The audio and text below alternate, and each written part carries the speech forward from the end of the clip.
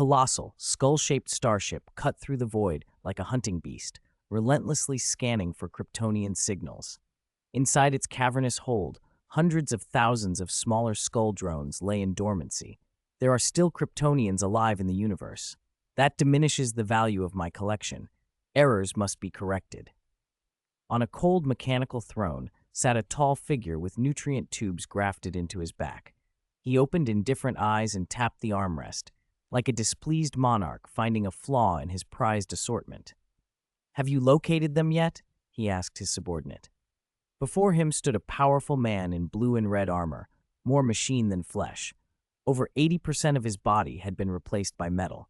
Only a patch of human face remained, framed by a steel jaw and glowing crimson optical implants. A stylized S glinted on his chest. His voice was cold and mechanical.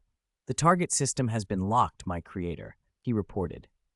"I saved you from Krypton's explosion," the green-skinned figure on the throne intoned, listing modifications as if recounting mercies. "I replaced your hippocampus with a hyper-frequency matrix, swapped your lobes for lens amplifiers, rebuilt your broken body from metal forged in a stellar core. I erased your past flaws and gave you new life, made you perfect, the ultimate Kryptonian." His eyes were unreadable. "I have not used my bioshell in years. Do not disappoint me." The man once called Zor-El bowed. "If you encounter any cities worth collecting along the way, bring them back to me. Rest assured, my creator." The green-skinned figure closed his eyes, his consciousness speaking through the perfected body as if the flesh were merely a temporary shell. The mechanical Kryptonian looked out through the viewport into the distance. In that direction, a mature yellow star burned slowly, Earth's sun. Far below, at the North Pole inside the Fortress of Solitude, David and Clark frowned at an image projected by the signal Jor-El had sent with a gesture. "For 2 days, someone has been scanning the cosmos for Kryptonian vessels using quantum realm technology," Jor-El said. "The intervals between their pings are shortening." "That means they're getting closer to Earth," David muttered, rubbing his chin. "Who would be searching for Kryptonian ships? Survivors seeking to regroup? Zod? Brainiac? Do we know who it is?" Clark asked. Jor-El shook his holographic head. "Their technology exceeds mine." David's eyelids twitched. Kryptonian tech was already considered one of the universe's pinnacles, especially with Jor-El's genius, so exceeding it implied a force far beyond. One name came to mind: Brainiac. Above Earth, the mountain-like skull ship arrived in orbit. The mechanical Kryptonian closed his eyes, sending invasive pulses through the planet's electronics. His auxiliary AI ingested a deluge of data and distilled it into key points. Zod subdued, Superman active, a new surviving Kryptonian, Overman, unknown powerful life form, mechs capable of briefly contesting Kryptonians. This once unknown, seemingly insignificant world turned out to be full of surprises. The mechanical Kryptonian's mouth curled into a cold, soundless laugh. He made decisions at once.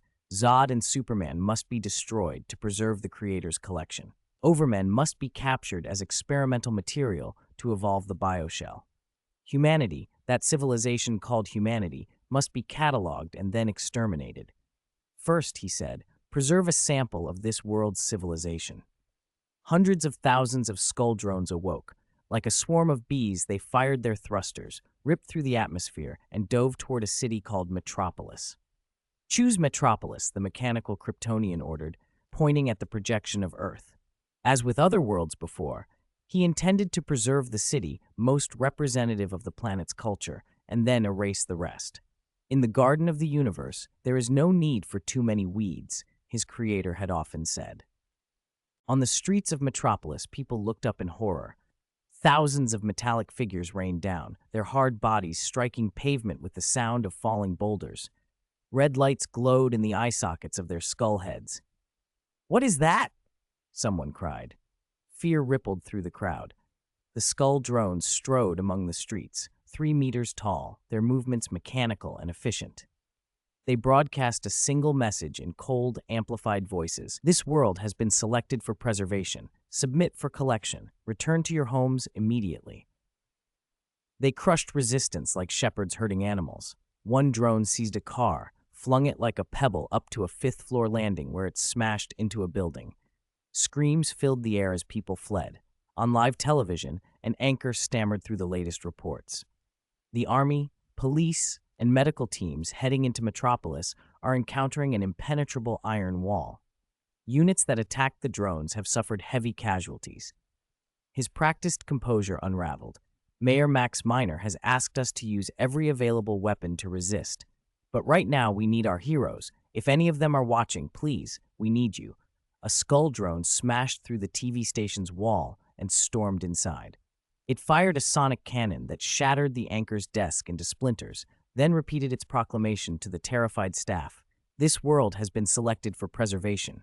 Submit for collection. Return to your homes immediately.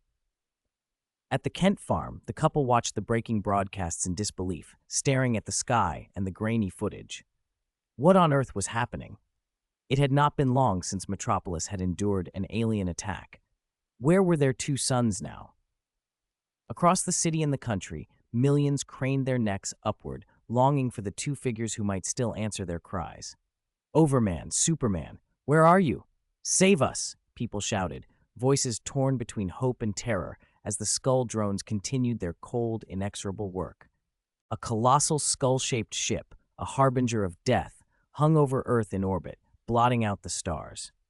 David and Clark, having just received satellite footage from Jor-El and the frantic reports of riots in Metropolis, raced back from the North Pole at breakneck speed. Destroy the world and keep only one city. That's exactly Brainiac's style, David muttered, remembering the robot's slogans as they streaked across the sky at hundreds of times the speed of sound. Brainiac's history ran through David's mind. An artificial intelligence born on the planet Kolu, once the pinnacle of intelligence in the universe, that turned on its creators, conquered its world, and evolved an insatiable hunger. Over time, it became the collector of civilizations, destroying planets, then selecting a single favored city to shrink and preserve as a specimen. A prosperous city came into view on the horizon, and then, without warning, a cascade of green light fell from the sky like a waterfall and swallowed Metropolis. David and Clark skidded to a halt and watched, stunned. A pillar of light surrounded the city. When the glare faded, a grotesque scar marred the ground where Metropolis had been. Bridges to the outside world were severed, drainage tunnels and foundations exposed. The place where tens of thousands of square kilometers of city had stood was now a 100-mile-wide pit of churned earth. Metropolis is, Clark began, mouth open. No, it's still there, David said, pointing to the bottom of the crater. At the center, a steel-gray patch the size of a small city sat in stark contrast to the brownish crater. Clark zoomed in with his heat vision and saw it, the familiar skyline, compressed and enclosed beneath a transparent glass dome. The sprawling city looked like a model in a bottle. What just happened? That light blinded me. My neck hurts, Clark said, dazed. Is this glass? Is the sky warped? Inside the dome, people pressed against the glass and stared up at the magnified, cloud-filled sky in terror. Panic reached fever pitch. Chloe, exhausted from an all-nighter, yanked open the curtains of her rented apartment, blinked, rubbed her eyes, stared at the impossible sight, and fainted. All over the city, citizens screamed, and some collapsed at the sight of a giant insectoid machine crawling along the dome above, its two antennae spread like the main cables of a bridge, its mandibles casting shadows over dozens of blocks. Many passed out from sheer fright. Survivors of Planet 2458, you have been sealed. Permanent containment will be completed in 1 hour and will then be irreversible. Welcome to the Creator's Collection. A mechanical voice intoned through the city's loudspeakers. The skull ship above Earth threw out a tractor beam.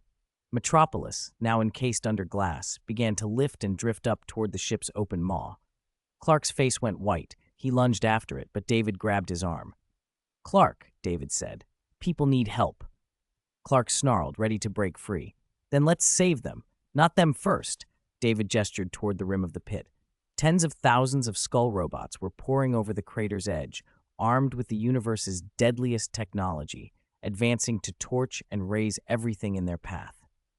Brainiac always made the worlds around a specimen desolate, so his preserved city became a rare, limited collection. Smallville sat right on the crater's rim. It hadn't been included in the shrink, but because of its location, it would take the brunt of the invasion. Mom, Dad, Clark's voice went thin. He tore his eyes away from the floating Metropolis and dove towards Smallville like a supersonic fighter, smashing the first wave of robots that reached the town. Metal and circuitry showered the street. "Let's handle these robots first, then go after Metropolis," Clark said, swinging with the brutal grace of his strength. David's eyes flared with blazing cosmic light. Beams lanced out and swept through the attackers. Skull robots fell like stalks of wheat. After the first skirmish, a flicker of light passed across David's vision. The system's last abnormal jump in his template fusion had given him an idea. The system needed to influence key figures in the world's narrative to gain emotional points. Superheroes, supervillains, people with extraordinary abilities. But who filled the world line's heartbeat, if not ordinary people? They were constantly present in crises, the faces being saved, the ones who cheered or mourned. David had noticed a pattern. Whenever he appeared as the Purple Light Man and stirred ordinary people, the system pushed his template fusion forward. He wasn't in this to save the world for altruism. He wanted emotional points. Helping in non-lethal situations was a price he was willing to pay. Scanning, leaked Kryptonian samples, destroy. A nearby skull robot barked when it spotted David and Clark.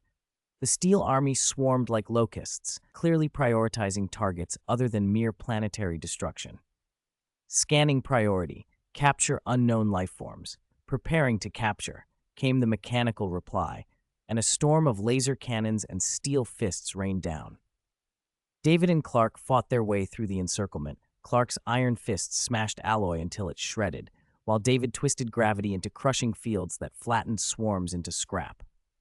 In their hands, the skull robots looked like cheap junk, but each was a walking engine of annihilation, capable of operating in deserts, lava, underwater, able to fly at hypersonic speeds, able to hoist dozens of tons. Their energy attacks could pierce skyscrapers. A single unit could decimate an army. If one escaped and followed its programmed path, countless people would die. Across the coastline, where Metropolis and Gotham faced each other like mismatched siblings, Metropolis had been reduced to a specimen. Brainiac's preference was arbitrary. He preserved cities he found useful as samples. Gotham, grim and corrupt, had not been taken. Its nightmarish depravity made it unsuitable as a polished specimen. That didn't mean Gotham would sit idle. Within minutes, Batman was in the air, piloting his Fenrir armor toward the battle above Metropolis. The promethium alloy of the suit absorbed energy attacks, while the heavy armor's strength shattered skull robots as if they were toys. "What is it this time?" His voice rumbled through the armor's comms. He fired a grappling line, snagged a robot, and swung it into a dozen others. Even without seeing his face, his hoarse tone carried the weight of long nights. "I remember Metropolis when it wasn't like this," Bruce said. "Ever since you two showed up, the universe seems to bring every alien catastrophe here." He called them a pair of rhinoceros beetles appearing in an anthill, curious entities that drew the attention of predators. If David and Clark left, maybe the city would return to the shallow peace Bruce liked, a city where he could patrol and fight local lunatics instead of facing cosmic invasions. David sent a column of gravitational force that shivered a pack of robots into slag and glanced back at Bruce. "Can you take some blame for that, too?" Bruce's suspicion wasn't entirely baseless. To some degree, the crises did orbit Clark's arrival. In many stories, even small changes around Clark could ripple across world lines. He was an axis, a center of convergence. Clark himself, already haunted by the disaster that had come with General Zod, had learned the hard way how much attention he drew. "They followed Zod's ship to Earth," Clark said through clenched teeth as he ripped open a robot's torso with a single sweep. He didn't want any of this to be his fault, but the guilt from the prior invasion weighed on him. "Whoever sent these robots, we stopped them. No one gets hurt while I'm around." Heat vision flared across a swath of machines as Clark looked up. "Something's coming from space." David narrowed his eyes and looked toward the skull ship. Inside, a figure surveyed the tiny city beneath the dome, a steel finger tracing the glass as the terrified citizens inside screamed and banged on the surface. The ship's internal displays showed data from the battle, two caped figures tearing through Brainiac's units far faster than the collectors had expected. "If there is no external interference," the figure calculated coldly, Tens of thousands of combat units will be destroyed by these two within minutes. The ship's hatch opened. From the void, a single crimson flame shot down like a death comet, trailing fire as it pierced the atmosphere. The three defenders watched the fiery streak with mounting dread. "Is that?" Clark roared and punched upward. A blast of heat and force burst outward. Clark was thrown back as if struck by a meteor. He tumbled hundreds of meters, righted himself, and lunged to retaliate, but then froze. Standing where the comet had landed, still burning, still crackling with atmospheric friction, was a figure in red and blue armor.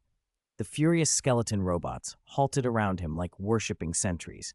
Red and blue battle armor, the familiar S-shield on the chest, a face that across scars and metal was uncannily similar to the Man of Steel.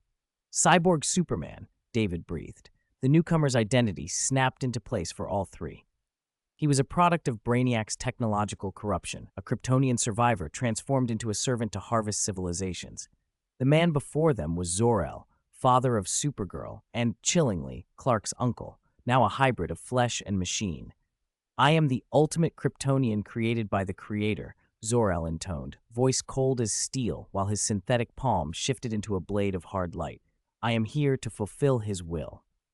He looked down at Clark and David with a chilling detachment. "You must be eliminated. You must be captured." Metal contracted. The Skull Army bristled around him. The three heroes steadied themselves, ready for a fight with a foe born of their own people, a living emblem of Brainiac's appetite. Cyborg Superman moved like a machine, precise, efficient, merciless. Whatever remnants of the calm intellect of a renowned Kryptonian scientist, whatever gentle patience he once showed his family, had been stripped away by whatever had rebuilt him. He spoke little and got straight to his mission, attacking David and Clark with brutal speed. A blue alloy blade sliced through the air with a high, metallic shriek. Clark only just evaded it, feeling a phantom sting across his skin. He widened his eyes. The weapons General Zod had brought could harm Kryptonians under a yellow sun if they were forced with enough energy. This cold, engineered steel felt no kinder than Zod's daggers. "Watch his weapon," Clark shouted. Before the warning finished, Cyborg Superman backhanded him, sending him skidding through the air. The cyborg's speed exceeded a normal Kryptonian's, perhaps even Clark's. Distraction and emotional disturbance are signs of imperfection, the voice intoned in flat, mechanical mockery. Bruce Wayne, in the Fenrir armor, surged forward. Cyborg Superman's electronic eyes spat lasers so hot the air boiled. The impact shoved Bruce backward despite the armor's systems running at full tilt. "Abnormal gravity parameters detected nearby," the cyborg declared, momentarily stalling to analyze. David moved like a boulder. He threw himself at Cyborg Superman and poured a crushing, all-encompassing gravity into the cyborg's frame. The mechanical Kryptonian reacted as if trapped in tar. Their swings slowed, punches dulled. Every movement became an effort against a mountainous pull. Flames flared from the cyborg's lower limbs to stabilize him, but the gravity held, tugging and warping his motions as David drove the pressure. Clark started up to help when his Green Lantern ring flashed. The universal communicator function projected an image of Jor-El. Jor-El's face registered shock and confusion at the sight of the mechanical Kryptonian. "You know him, Father?" Clark asked. The projection's expression twisted at the name. "His name is Zor-El. He is my younger brother, your uncle." Clark stared at the figure David was battering. He had felt, inexplicably, a flicker of familiarity the first time he'd seen this man. Now it made sense. So the S on his chest, it's actually the House of El crest? Not a coincidence? Jor-El's voice had a sharp, painful edge. He had thought all his family gone in Krypton's fall. Zor-El had been born into the House of El, brilliant from youth, one of Krypton's outstanding scientists, competitive, always chasing his older brother's brilliance, yet family. "He didn't die with Krypton," Jor-El murmured. "Why is he like this? We can worry about that later. Take him down now." Clark barked, forcing the personal shock aside. The cyborg's movements were wrong, more machine than man, too precise, too altered. If Zor-El was under someone else's control, they had to stop him. Zor-El did not hold back. "Red Sunwave Cannon, fire!" he intoned, and a blast of red-hued radiation cut at Clark across the sky. Clark felt his strength draining, as if a vital current had been siphoned away.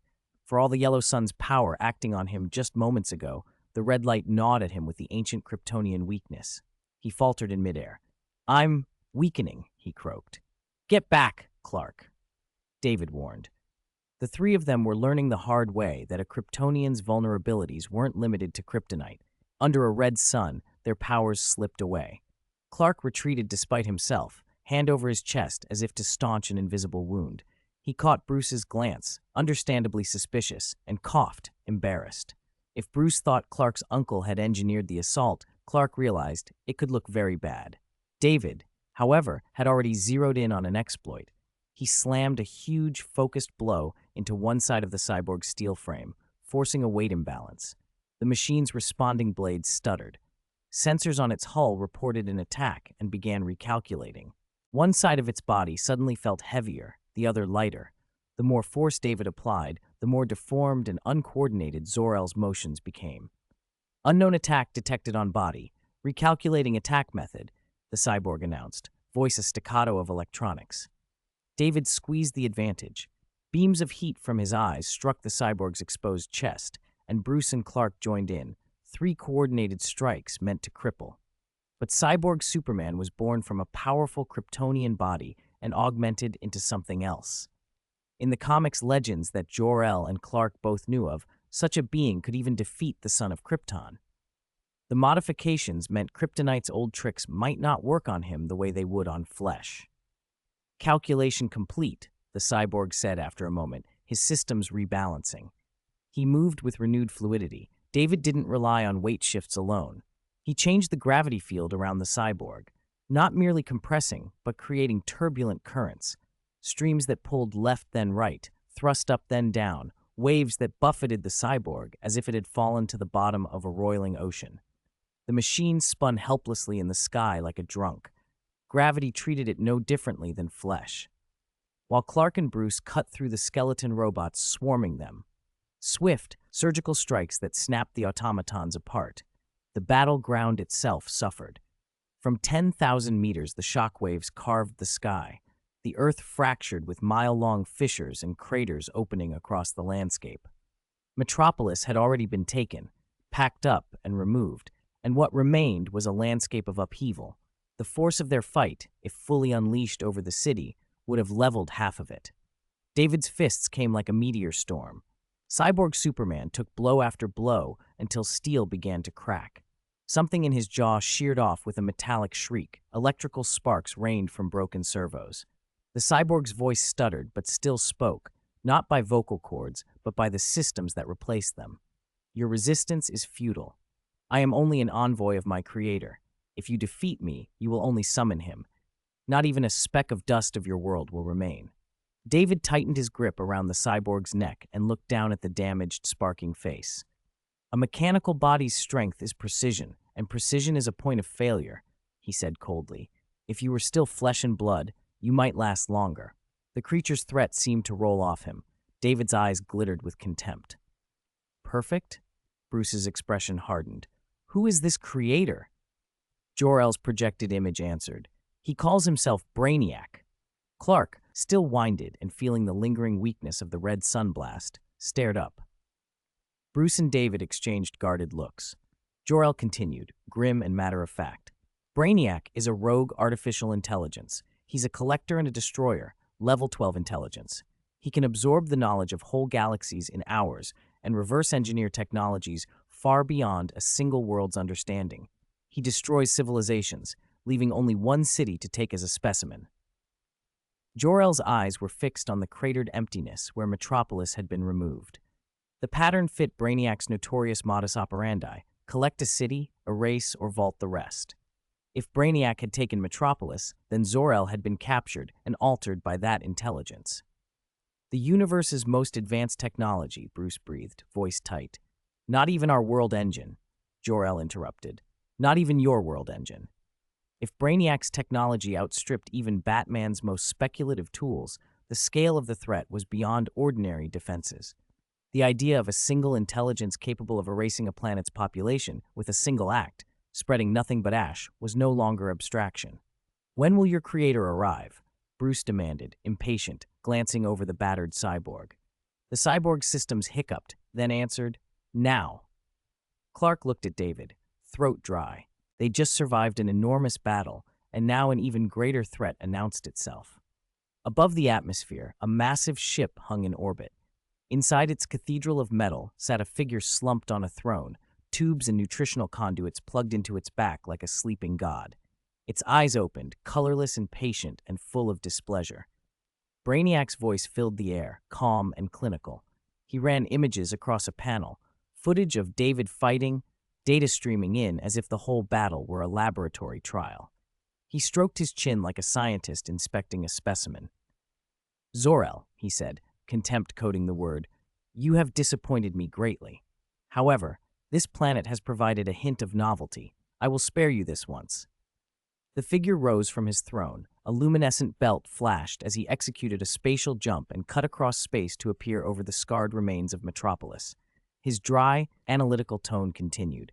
A powerful physique, the ability to absorb energy and manipulate gravity, an unknown cosmic lineage, or an extraordinary acquired mutation, my biological shell may require updating. He turned his attention to the struggling trio. "Release my creation. He is my last remaining Kryptonian modulation experiment, a valuable specimen." David, still holding the cyborg by the neck, heard the cold, condescending voice from above and behind, and felt a new, far greater threat settling over them all. David spun, beams of ion energy scorching the air as they shot from his eyes, but the tall, broad-shouldered figure in the void simply stood there with his hands clasped behind his back, doing nothing. A powerful protective field flared around him, and the energy bolts slid off it like rain off a glass dome.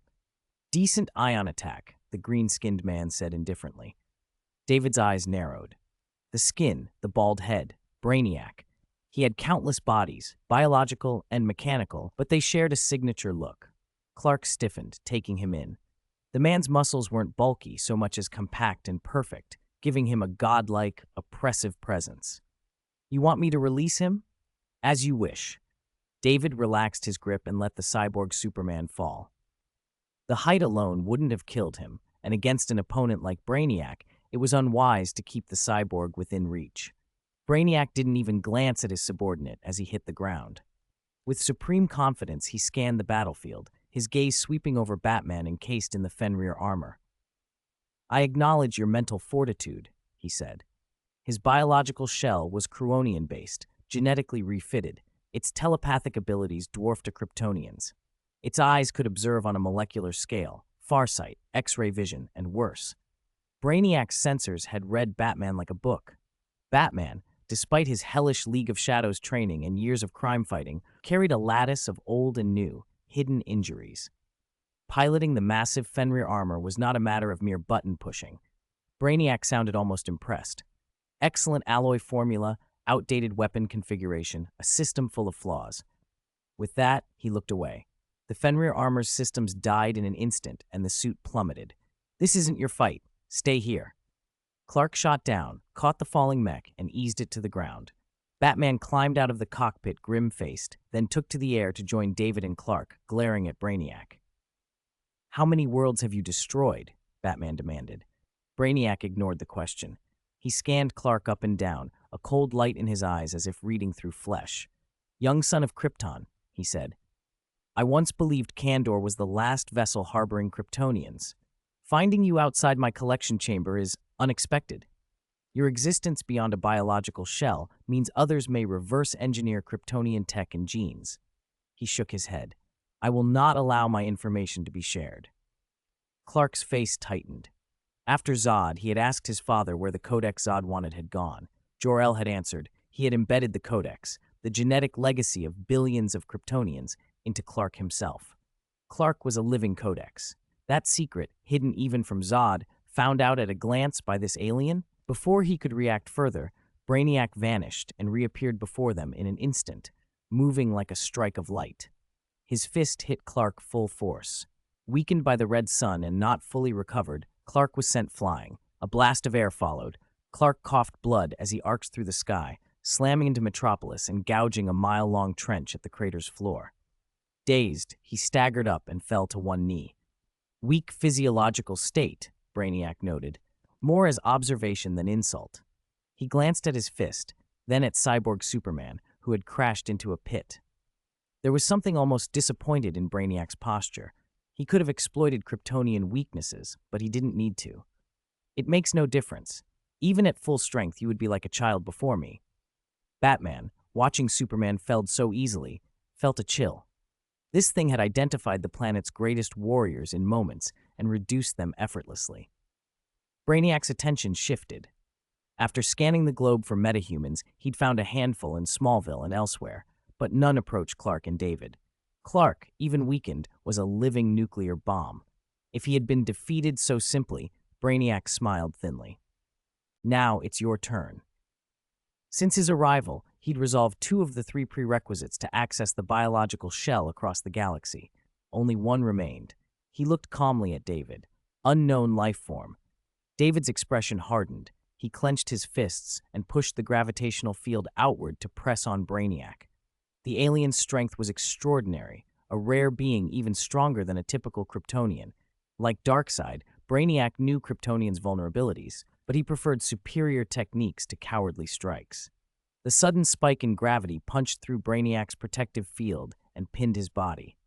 Brainiac analyzed left and right. Decent strength, he murmured, but still a bit lacking. He shattered the sound barrier and lunged, fist aimed at David. David raised his own fist to meet it. The impact was like 2 worlds colliding, a thunder that rolled across the sinkhole, layered shockwaves battering the air. David grunted and was thrown backward. He'd never felt such force. Yet his defenses, a mix of absorbed kinetic energy and raw durability, held. Brainiac's cheek was nicked by the blow, wiped green blood from his finger, and grinned. My biological shell hasn't been injured in so long I can't remember. You are more formidable than the mechanical Kryptonian I modified. Something like excitement flashed in Brainiac's eyes. He surged forward again, the wound at his cheek knitting shut instantly. The 2 of them began to exchange blows at blistering speed. David's strength, amplified by multiple abilities, was slightly less than Brainiac's, but Brainiac's physical defense wasn't as dominant as an average Kryptonian's. He compensated with rapid regeneration. Neither could decisively end the fight at first. David tried to manipulate gravity again, hoping to throw Brainiac off balance, but Brainiac adapted instantly. My spine can process over 710 to 57 bytes in an instant, and my brain 70 times that, Brainiac said coldly. Your flashy tricks are useless. Even in the shifting gravity, he adjusted his force generation and kept up sharp, precise strikes. Pushed back by a palm strike, David fired a full-power beam from his eyes, not the casual blast from before. The beam pierced Brainiac's field and rattled him, but only slowed him, didn't wound. Brainiac's teleportation belt remained unused. To a normal fighter, his motion would be indistinguishable from instantaneous teleportation. As a level 12 intelligence, Brainiac's learning curve was unparalleled across the cosmos. He could absorb combat styles and techniques in a millisecond and apply them. David had a highly developed mind and fighting skills superior to Batman's, but against Brainiac, it was still insufficient. Each landed blow began to eat away at his defenses. He acknowledged, for all his power, this was a foe who could end him. David felt something hot and furious rise inside him, blood like lava pouring through his veins. Facing death, the world slowed at the edges, and latent potential surged outward. His strikes grew heavier, faster. His fists and feet felt honed into wrecking implements. Catching David's fist, Brainiac's body actually trembled. Surprise cracked his composure. The blow let him see into David's structure with unnatural clarity. Your bones and muscles, like iron forged into greater density. Your genes, like the finest design in the universe. I do not fully understand. Brainiac's tone turned from cold to exhilarated. He hadn't felt this in centuries. I haven't been this pleased in at least 200 years. I seem to have underestimated you. He didn't fight like a berserker. He approached the battle like a scientist who had just uncovered a miracle. David, feeling the shift in his own body, recognized the kind of threat that could actually push him and felt his own potential respond. His strength rose inexorably. Brainiac's mind ran through possibilities. A thought streaked through David's mind at the same time, the Thanos template. The Eternals, engineered by Celestials, were powerful, but Thanos had been a mutation beyond even them, a singular monstrous giftedness. Why did death favor Thanos in his youth, guide him to become the Dark Tyrant? David remembered. Because of Thanos' unique genes and structure.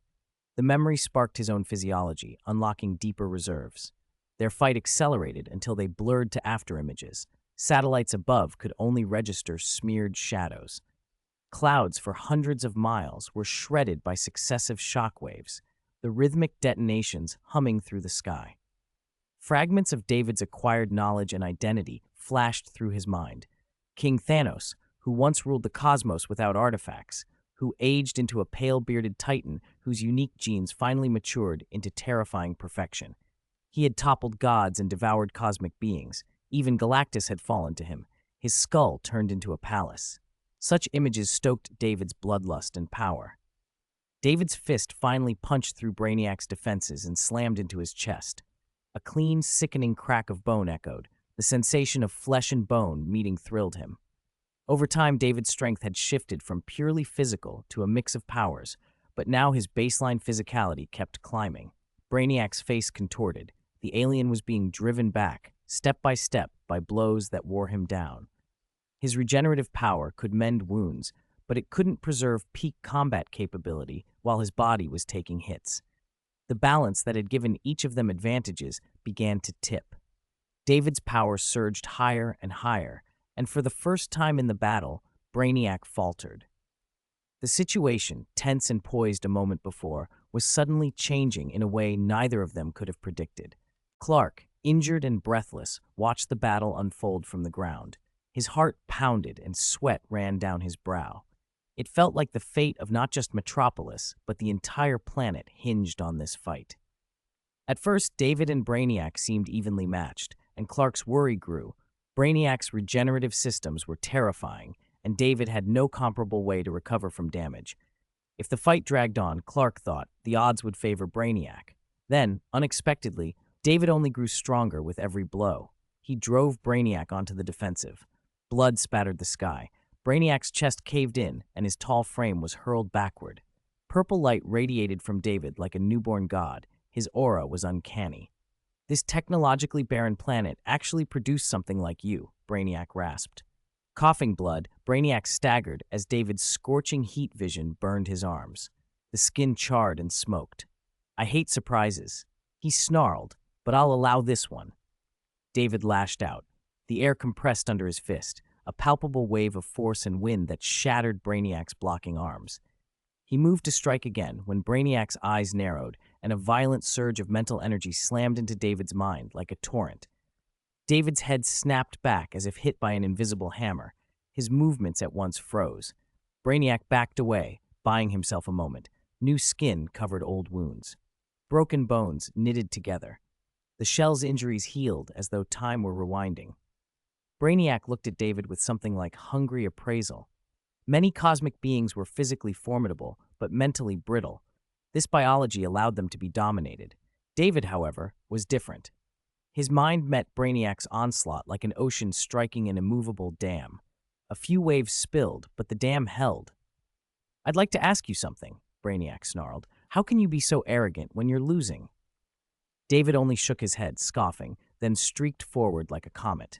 His fist pierced Brainiac's guard and landed with a force that rattled the air.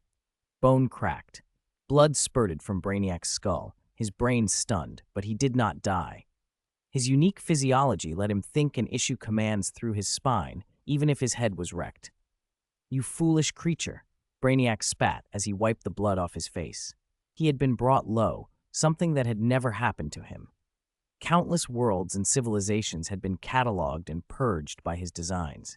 Yet a creature who only knew how to punch had left his shell mangled and bleeding. He curled his lip.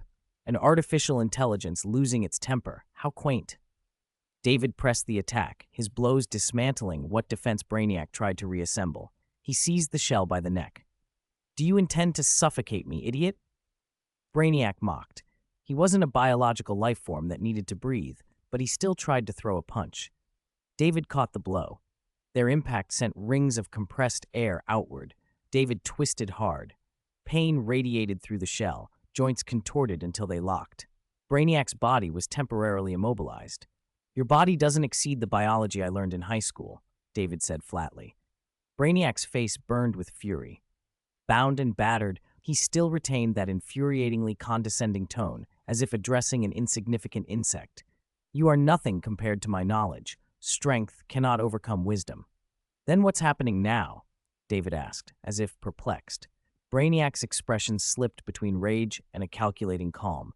"Everything remains under my control. You have only attracted my attention. After today, this is not the end. It is the beginning."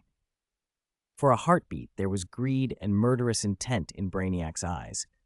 "One day I will return to this primitive world. Flames will devour it. You will become material for my experiments, and I will unlock every secret in your genes." Then, deliberately, his eyes rolled back. The shell's head and spine smoked with ruins of charred tissue. He had destroyed his own body from within. Brainiac had run the numbers. After David's potential had been drawn out, the chance of victory fell to less than 5%. He was a cold rationalist. He would not risk total annihilation on a long shot. He abandoned the losing vessel. David released his grip. The shell dropped to the ground. A short distance away, cyborg Superman, whose creator this shell had been, stood frozen, like a machine confronted with an unresolvable error. The fact that his creator's temporary body had been defeated on this primitive planet was an impossibility his systems couldn't reconcile. Moments later, he went down, knocked unconscious by the force of events. At Jor-El's signal, Clark stepped forward. Pain still bit at him, but exposure to the yellow sun had already mended much of the worst damage. He moved to stand by the body, face grim. "Will he come back?" Clark asked. Jor-El was quiet for a moment before answering. "Brainiac cannot be killed. Many have seen his shells, but no one has ever seen where his true self resides. No one knows where his real body is." He looked up at David, hovering in the sky, eyes full of undisguised astonishment. Brainiac's robots had occasionally faced foes beyond their capacity, requiring the creator's intervention, but never had someone thwarted his purpose and destroyed one of his biological shells. Jor-El could not hide his disbelief that a life form born on this weak world could be stronger than he had imagined, and even exceed the sun he'd sent to Earth. David landed beside them, casual despite the battle. "He'll come back," he said. "Maybe with a stronger shell, but it'll be limited." He admitted Brainiac might be an immortal scourge, something like Ultron connected to the cosmic web. Killing such an intelligence was nearly impossible. But its physical incarnations had a ceiling. David's eyes flicked toward Earth's orbit. "Oh right, Metropolis, an hour is almost up." That snapped Clark out of the melancholy that had settled over him after learning Brainiac could not be destroyed outright. They had 1 hour to reverse the city's shrinkage before it became permanent. As if shaking off a bad dream, Clark and David streaked to the ship over Earth and entered its control room. Inside, cities collected like museum specimens, each sealed under glass domes, relics of civilizations Brainiac had evacuated and preserved. Under Jor-El's guidance, they reversed the shrink technology. Metropolis, tiny on a bright counter, swelled back to life just before the hour limit. It returned to its original place with a jarring lurch. Beneath the city, power lines and drainage systems were ruined by the reversing process and would need extensive repairs. Metropolis's citizens, who had faced permanent entrapment as curios in an alien's collection, flooded the streets, rejoicing at being able to feel Earth's sun and air again. Their gratitude to the two heroes who had saved them, David and Clark, was boundless. Mayor Max Miner mounted a platform in the city square and delivered a speech filled with thanks. "Thank you, Overman and Superman," he said, overjoyed. "You saved our city and our families." Clark was relieved. His joy matched the city's. Brainiac had almost taken Metropolis, but it had been saved.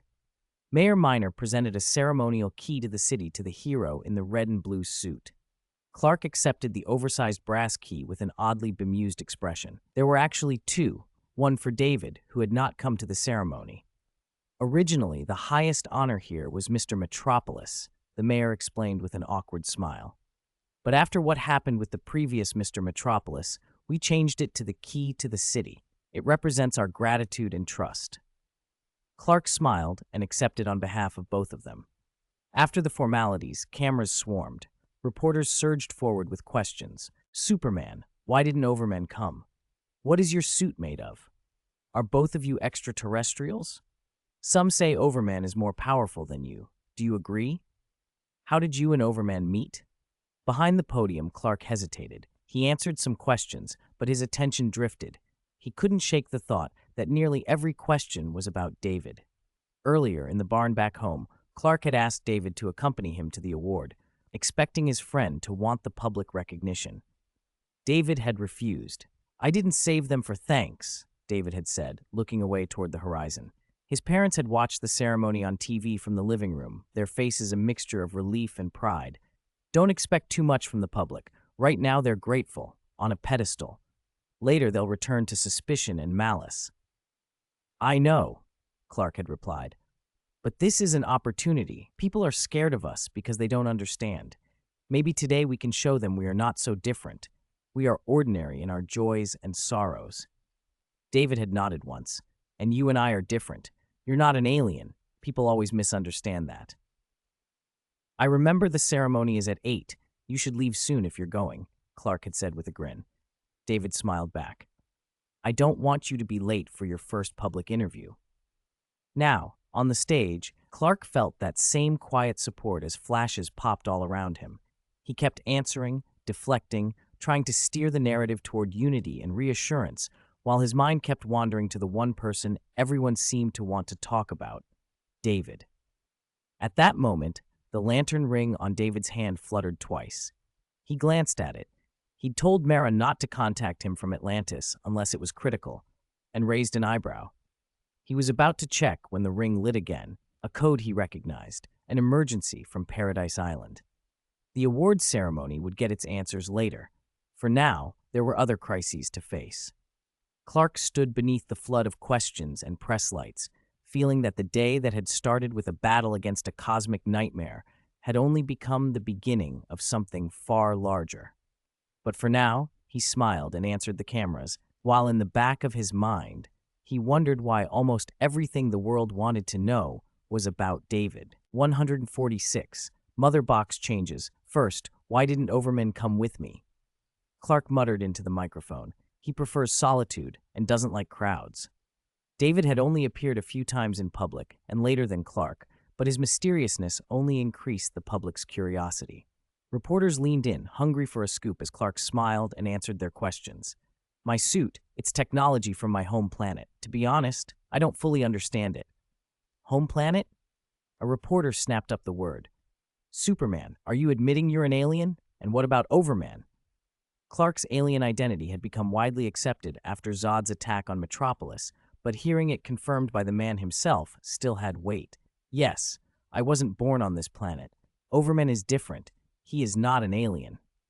He kept speaking with a sunny, practiced ease, answering nearly every question. The real reason he'd come today was to allay public curiosity about himself and David.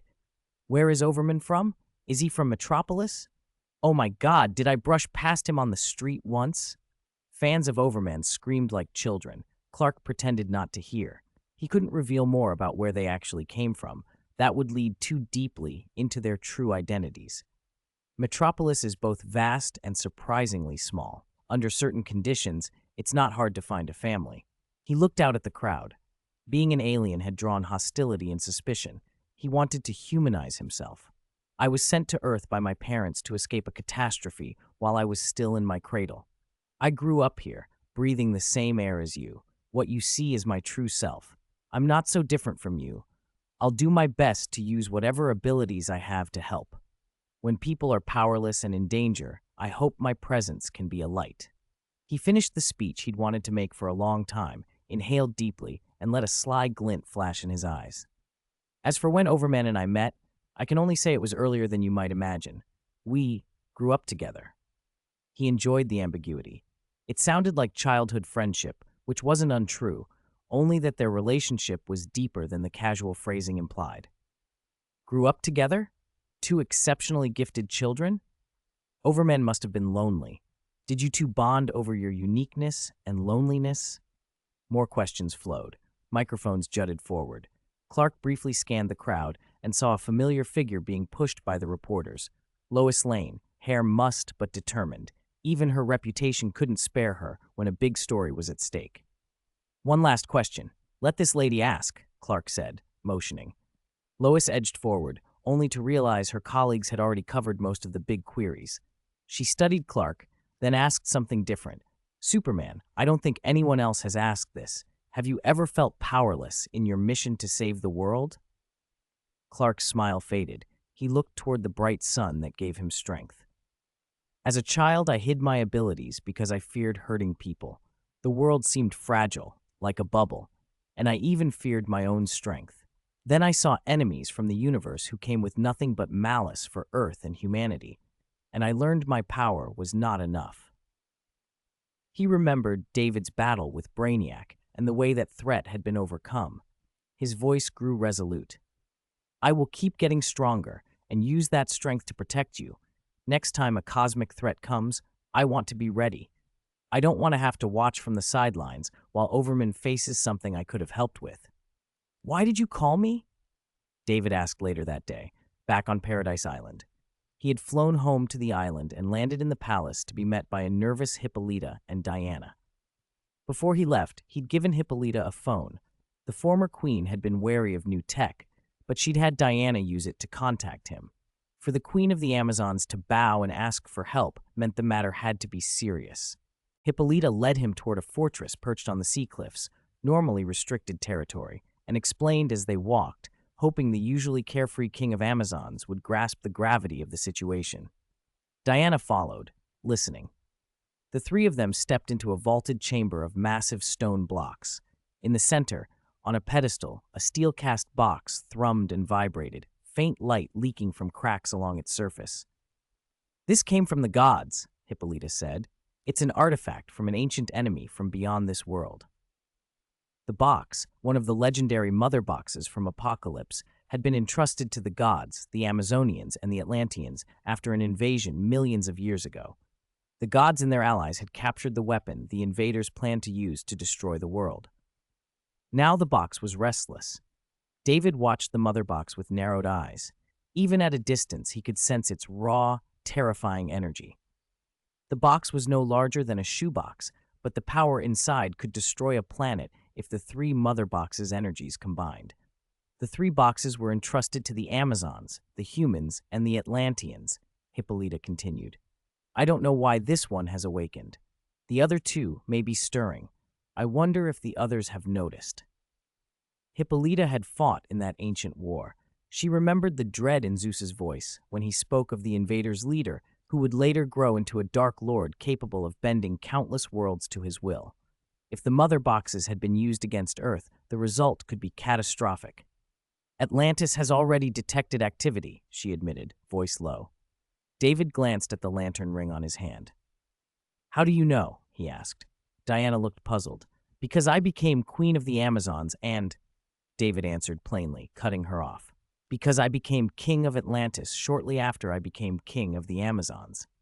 Both women stared in shock. Then, without waiting for more reaction, David stepped forward and touched the mother box. He wanted to test if he could safely neutralize it, absorb or dampen its energy to stop it from signaling outward. "Be careful," Hippolyta cried, grabbing his arm. This was a weapon that could end worlds. Why touch it? Instead of erupting, the mother box went still under David's hand. Its humming stopped, the light dimmed. It seemed to withdraw into itself, like a frightened animal pretending to be inanimate. David felt nothing to absorb. The box refused contact. "This one's intelligent," he said, withdrawing his hand. "It's wary of me." Hippolyta stared from the box to David and back. The Amazonians bowed as they passed, and David waved them up, unconcerned by their deference. "It had been vibrating for a full day before you arrived," she said. "Now it's quiet. What happened?" "It marked this location as unsuitable for arrival," David replied. He explained that mother boxes did more than unleash combined devastation.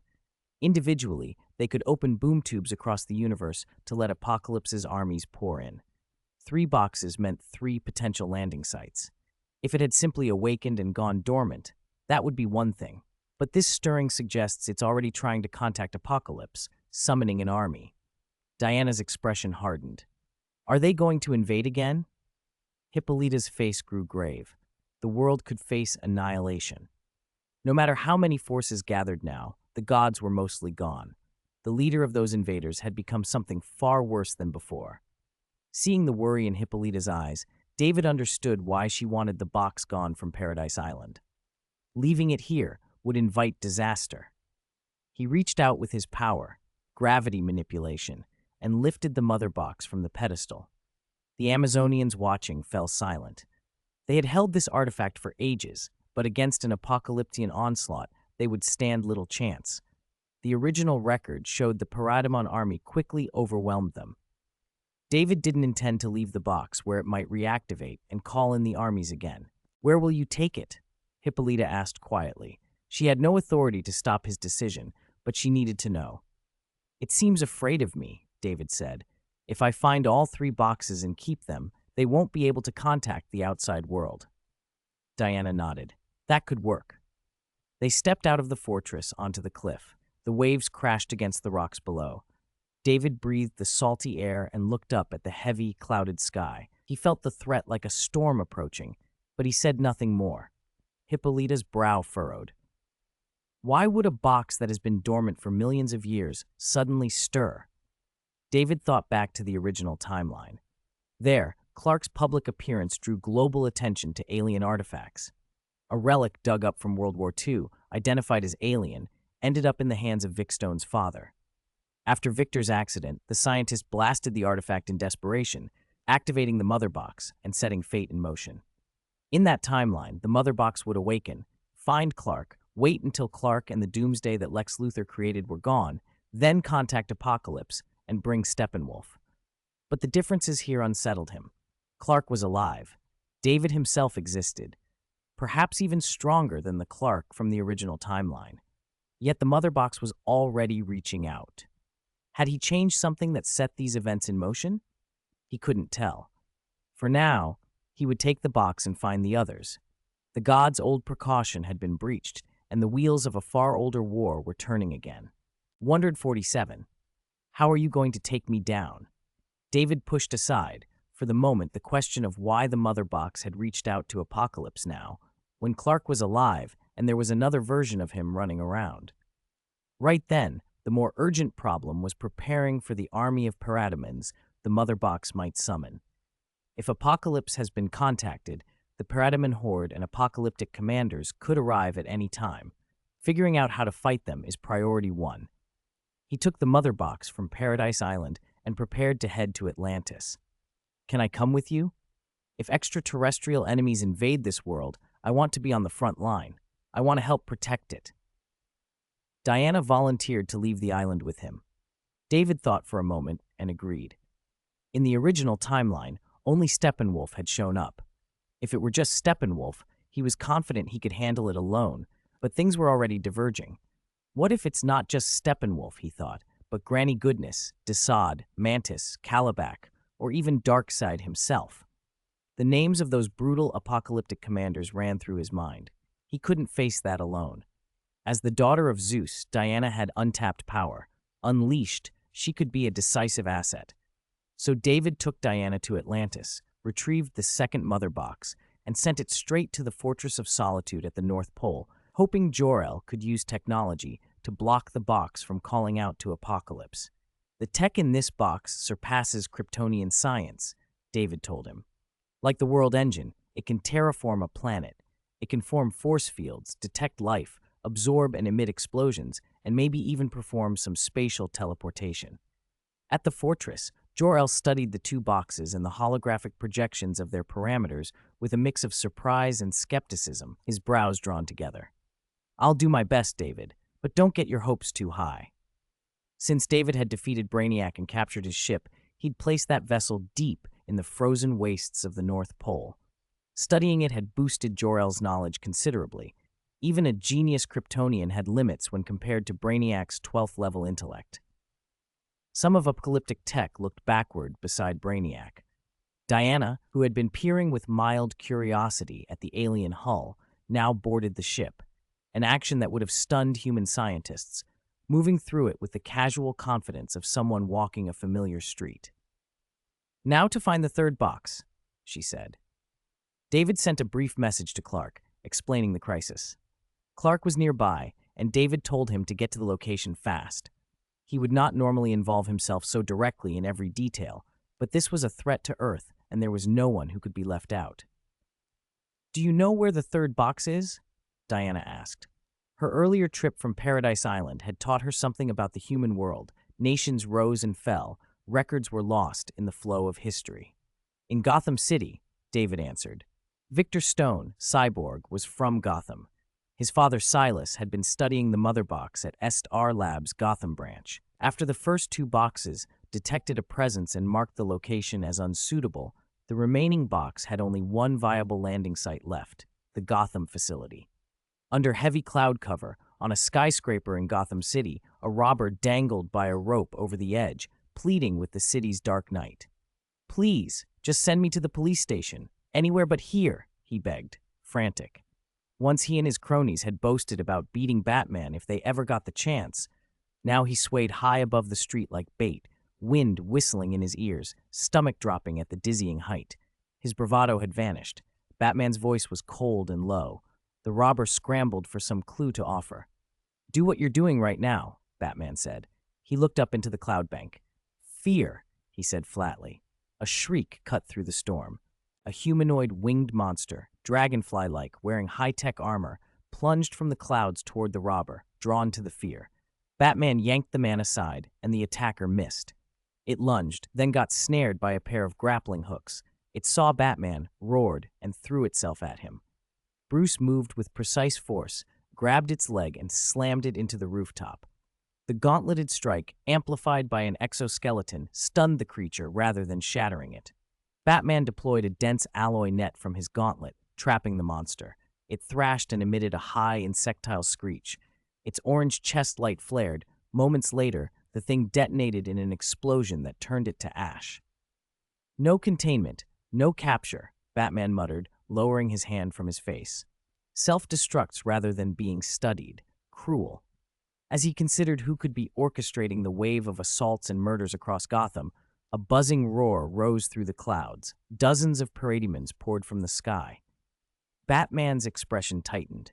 One of those biological weapons was bad enough. Dozens left no room to breathe.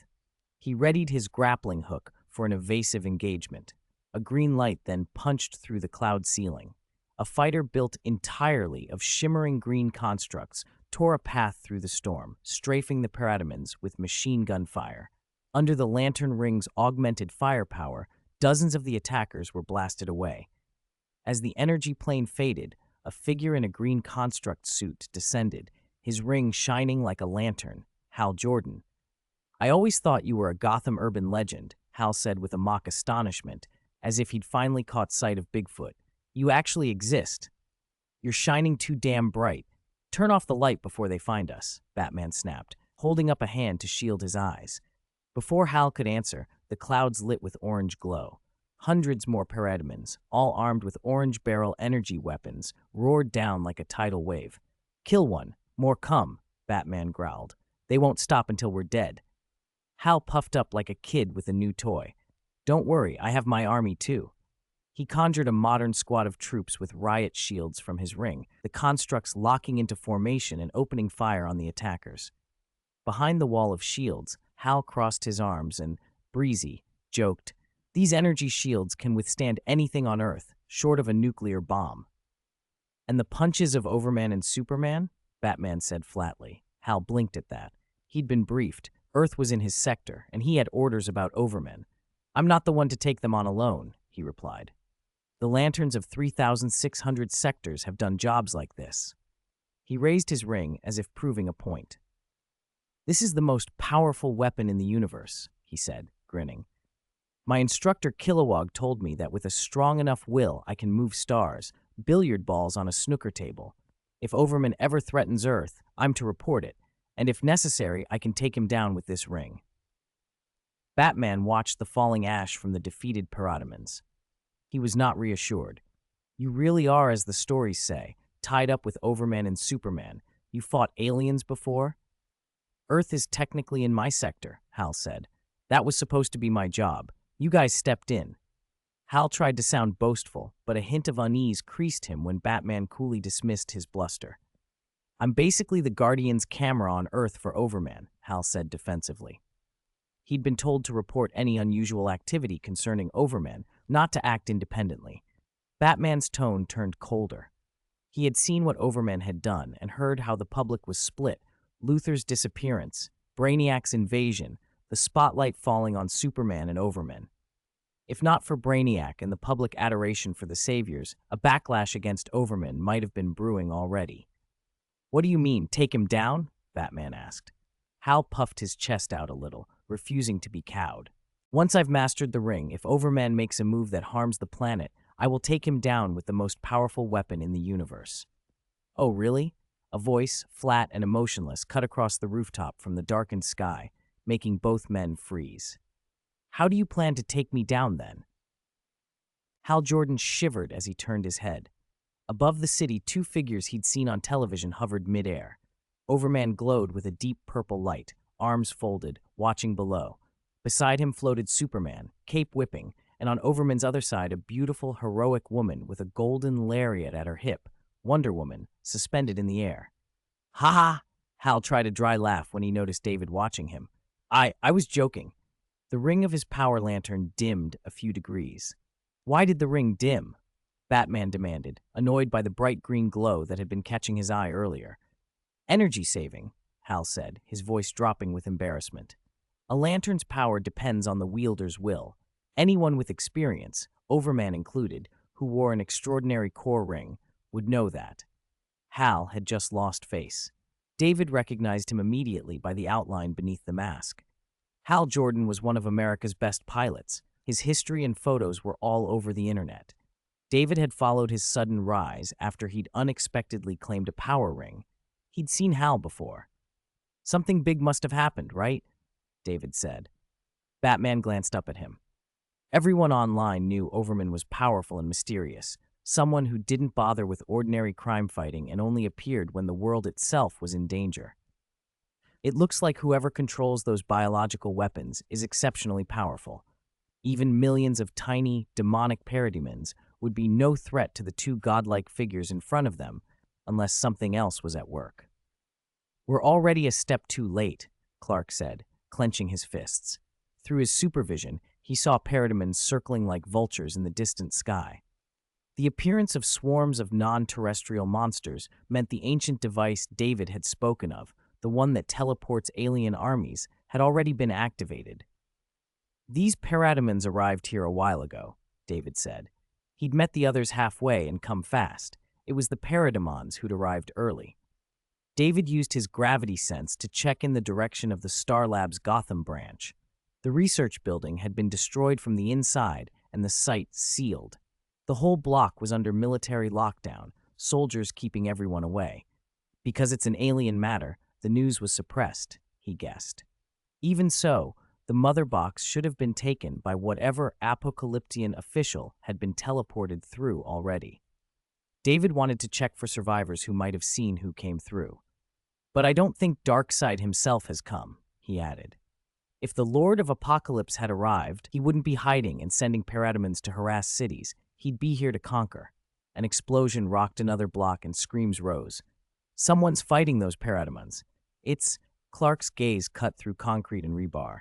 His face went stiff. Is that a half-man, half-machine? Cyborg. Victor Stone pivoted, more than 80% of him encased in metal, grief and fury written across his face. A sonic cannon swept through a dozen parademons, reducing them to ash. He had one creature pinned in an iron hand, clawing uselessly. Where do you monsters come from? Where did your leaders go? He yelled, gripping the parademon like an interrogator. The beast only roared and tried to bite, but Victor's grip was unbreakable. You're wasting your time, Hal called as he descended in a glow of green. Victor, startled, swung his cannon arm until a constructed sonic blast nearly went off. Heh, careful! Victor, who just lost his father in a sudden attack, scanned the newcomers. Batman, Superman, Overman, eyes red, wary. Seeing familiar crime fighters slightly lowered his guard. Hal puffed, annoyed that after only a few days fighting crime in Coast City, he seemed unknown. You look like you've had an encounter. Batman waited, watching the young man whose emotions were raw enough to be dangerous. The black-clad detective recognized that look. Victor's grief mirrored personal loss. "My father was killed by a group of oddly dressed monsters." Victor choked out. "What happened? Tell me." David stepped forward. "You and we might be able to find them together. They're trying to start a war that could destroy the world." Victor stammered, telling the story in halting bursts. On the way home from a football game, the car crash should have killed him and his mother. His father had used a strange box to revive and transform him. "He turned me into this," Victor said, voice trembling. "This morning, after the transformation finished, that box screamed, opened a portal, and those tall, fierce things came through with countless monsters. They tore the building apart." Victor said a huge, bull-like man with a beastly face crushed his father casually. A scaled, silver-armored warrior with an axe killed lab personnel with cold efficiency. Victor had rushed forward but was swatted away by a man in a green armored suit and an insect-like golden helmet, knocked senseless. When he came to, the lab was rubble.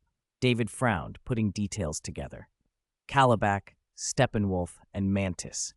Those who had come from Apocalypse were not a single commander and his Parademon army.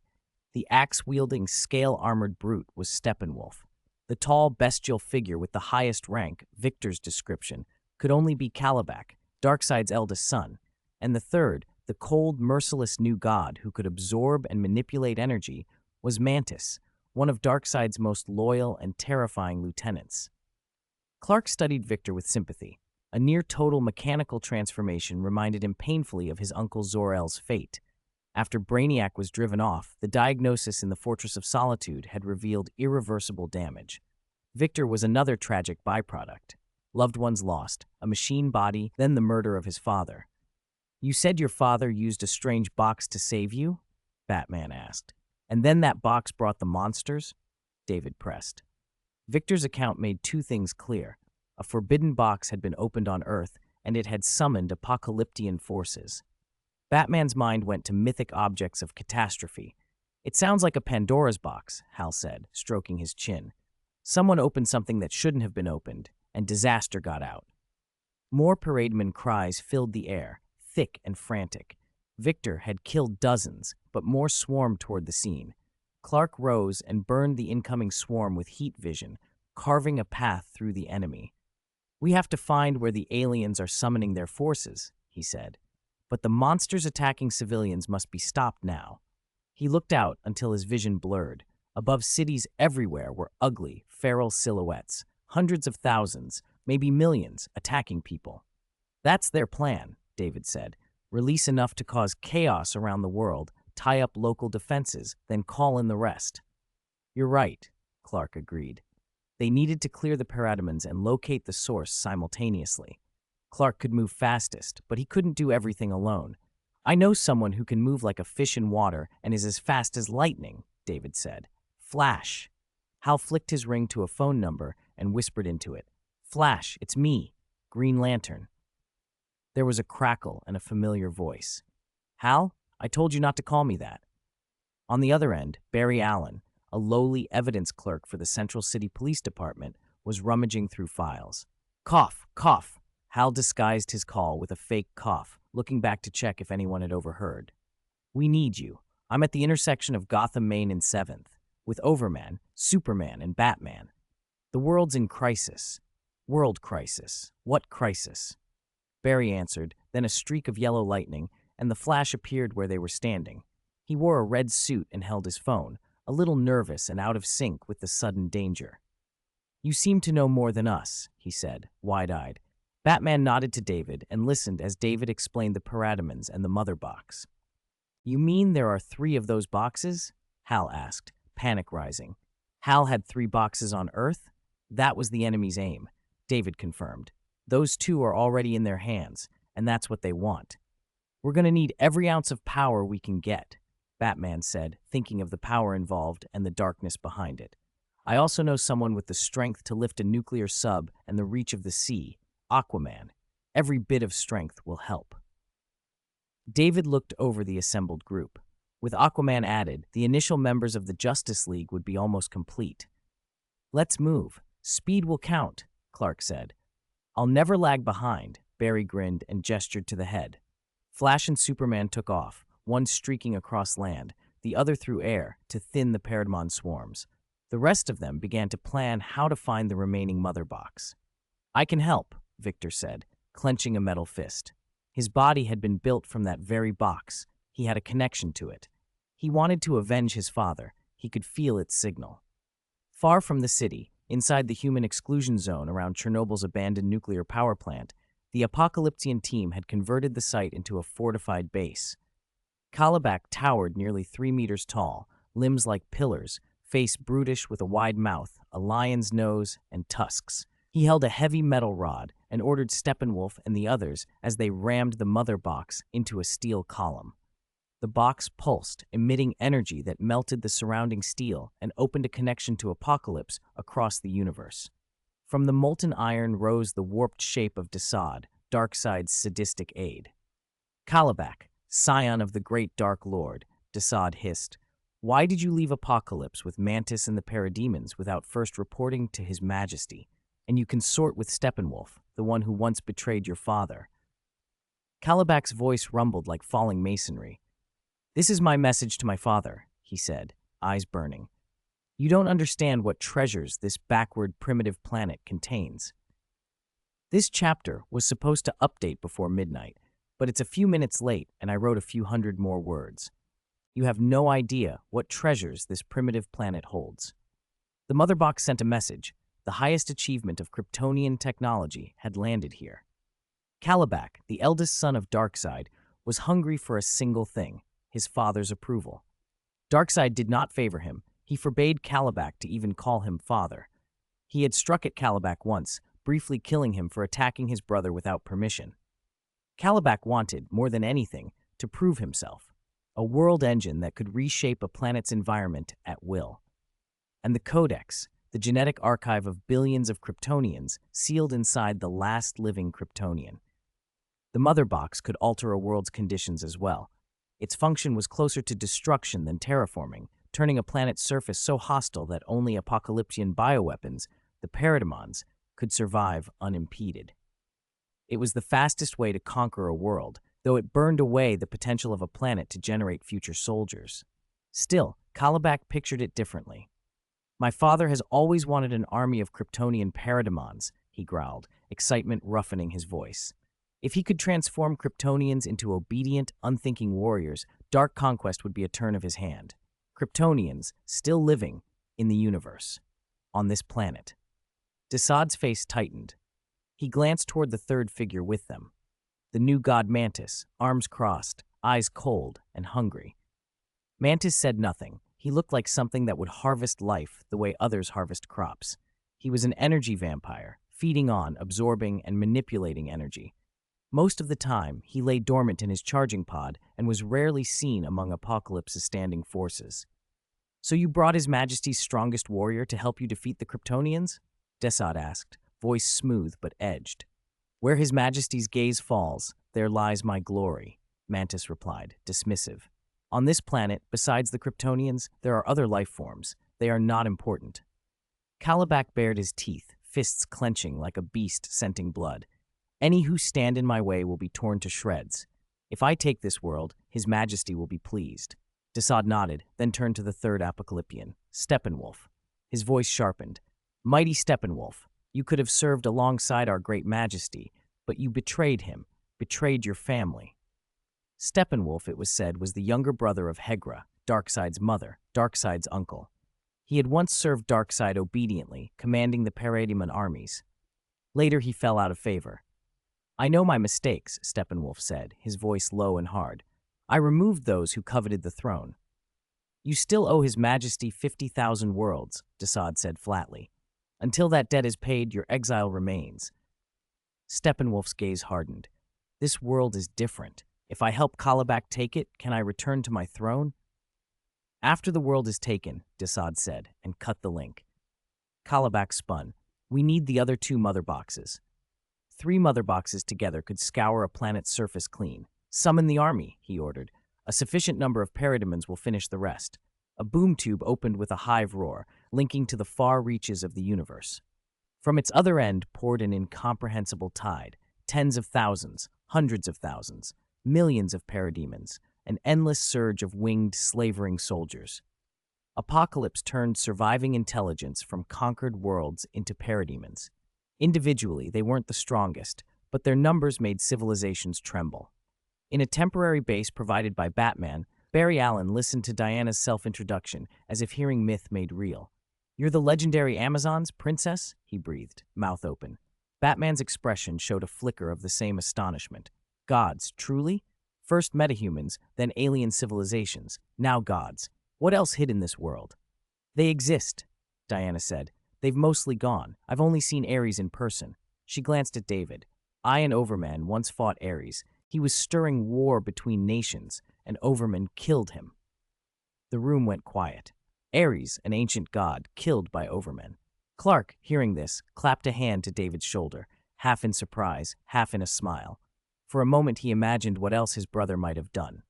Arthur, tall, with fish-scale armor, long hair, and a thick beard, took a gulp of wine and grinned. He was the son of the former Queen of Atlantis, future king, and one of the 7 founders of this Justice League. He spoke with a loose, salty manner.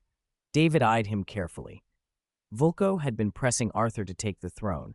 With Overman having killed Orm and taken Atlantis, the path was clear. Arthur had no interest in a crown if the puppet was Overman. "We're about to face powerful enemies," Batman said. "Before the battle, we must understand what our companions can do." They had already split tasks. Clark and Barry had run across the globe in half an hour, sweeping parademons from cities. Barry admired Clark's speed. "I ran. You flew," Barry shrugged. "You cleared 80% of them. You could have done it alone." Clark shrugged modestly. "We did what we could. Now we find where they're gathering." David handled Smallville and parts of Metropolis, a gravity field sweeping away parademons where he moved. Cyborg, cold, mechanical, eyes searching, was scanning global signals. "An army like that can't hide near populated areas," he said. "Search human forbidden zones, the Sahara, nuclear sites. Your tech shares origin with the mother box. When they activate it, energy spikes. I can sense that." Cyborg, frustrated by not locating Kalibak earlier, focused his scans on wastelands. In seconds he found it. "Chernobyl," he said with a trace of wryness. "They know how to pick a place." Chernobyl, the name meant ruined reactors, abandoned cities, humanly forbidden ground. Batman's brow arched at the find. "Radiation there's severe. My suit is protective, but be careful." Barry's face fell. Speed didn't make him immune to radiation. Hal Jordan only smirked. "I've got a ring. Space, sea, core of the earth. Radiation is an annoyance." Hal turned toward Batman, teasing. "By the way, what are your powers again? No strength, no flight? Wait, you're just a regular man in a bat suit?" Batman's reply was quiet as ever. "The Fenrir armor will be necessary." They prepared. Clark's eyes burned with resolve. "We will wipe out every alien invader." The sun went down under a blanket of lead-gray cloud. Over Chernobyl, a shield the size of a coon hummed, pulsing a sickly orange-yellow light into the sky, an apocalyptic twilight. Inside it, millions, no less than tens of millions, of parademons packed the air. From a 100-meter-wide boom tube they kept pouring, devils streaming from their nest. Mantis, who had been meditating, opened his eyes. Several powerful presences nearby.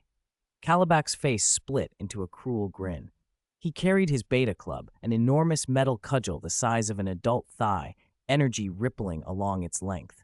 The club was primitive in appearance, but gleaming with technology, indestructible and capable of firing neural lasers that inflicted agonizing pain. "Let's deal with them," he snarled. Steppenwolf's silver axe crackled with golden lightning. The 3 apocalyptian attacks, one purple, one red, sliced through the shield like knives through flesh. A gap ripped open. David stood at the front of the heroes, Clark at his side. Green Lantern glowed green, Batman's armor whirred, Wonder Woman swung in, lasso at the ready. They dove through the rupture. Blue electrical currents streaked across the ground, vaporizing hundreds of parademons into dust. Barry streaked onto the scene, crackling with speed energy, a pout on his face. Arthur leaped from a rooftop, crushing a parademon beneath his boot, sweeping others aside with his trident. "I hope your attacks are as numerous as your words," he called, tossing back his hair. David's form was a living hum of purple universal energy. Wherever he stepped, the parademons fell apart into ash. The others followed, surging toward the tower that the mother box had raised like a beacon. Up on the tower's balcony, the three from Apocalypse waited, radiating malice.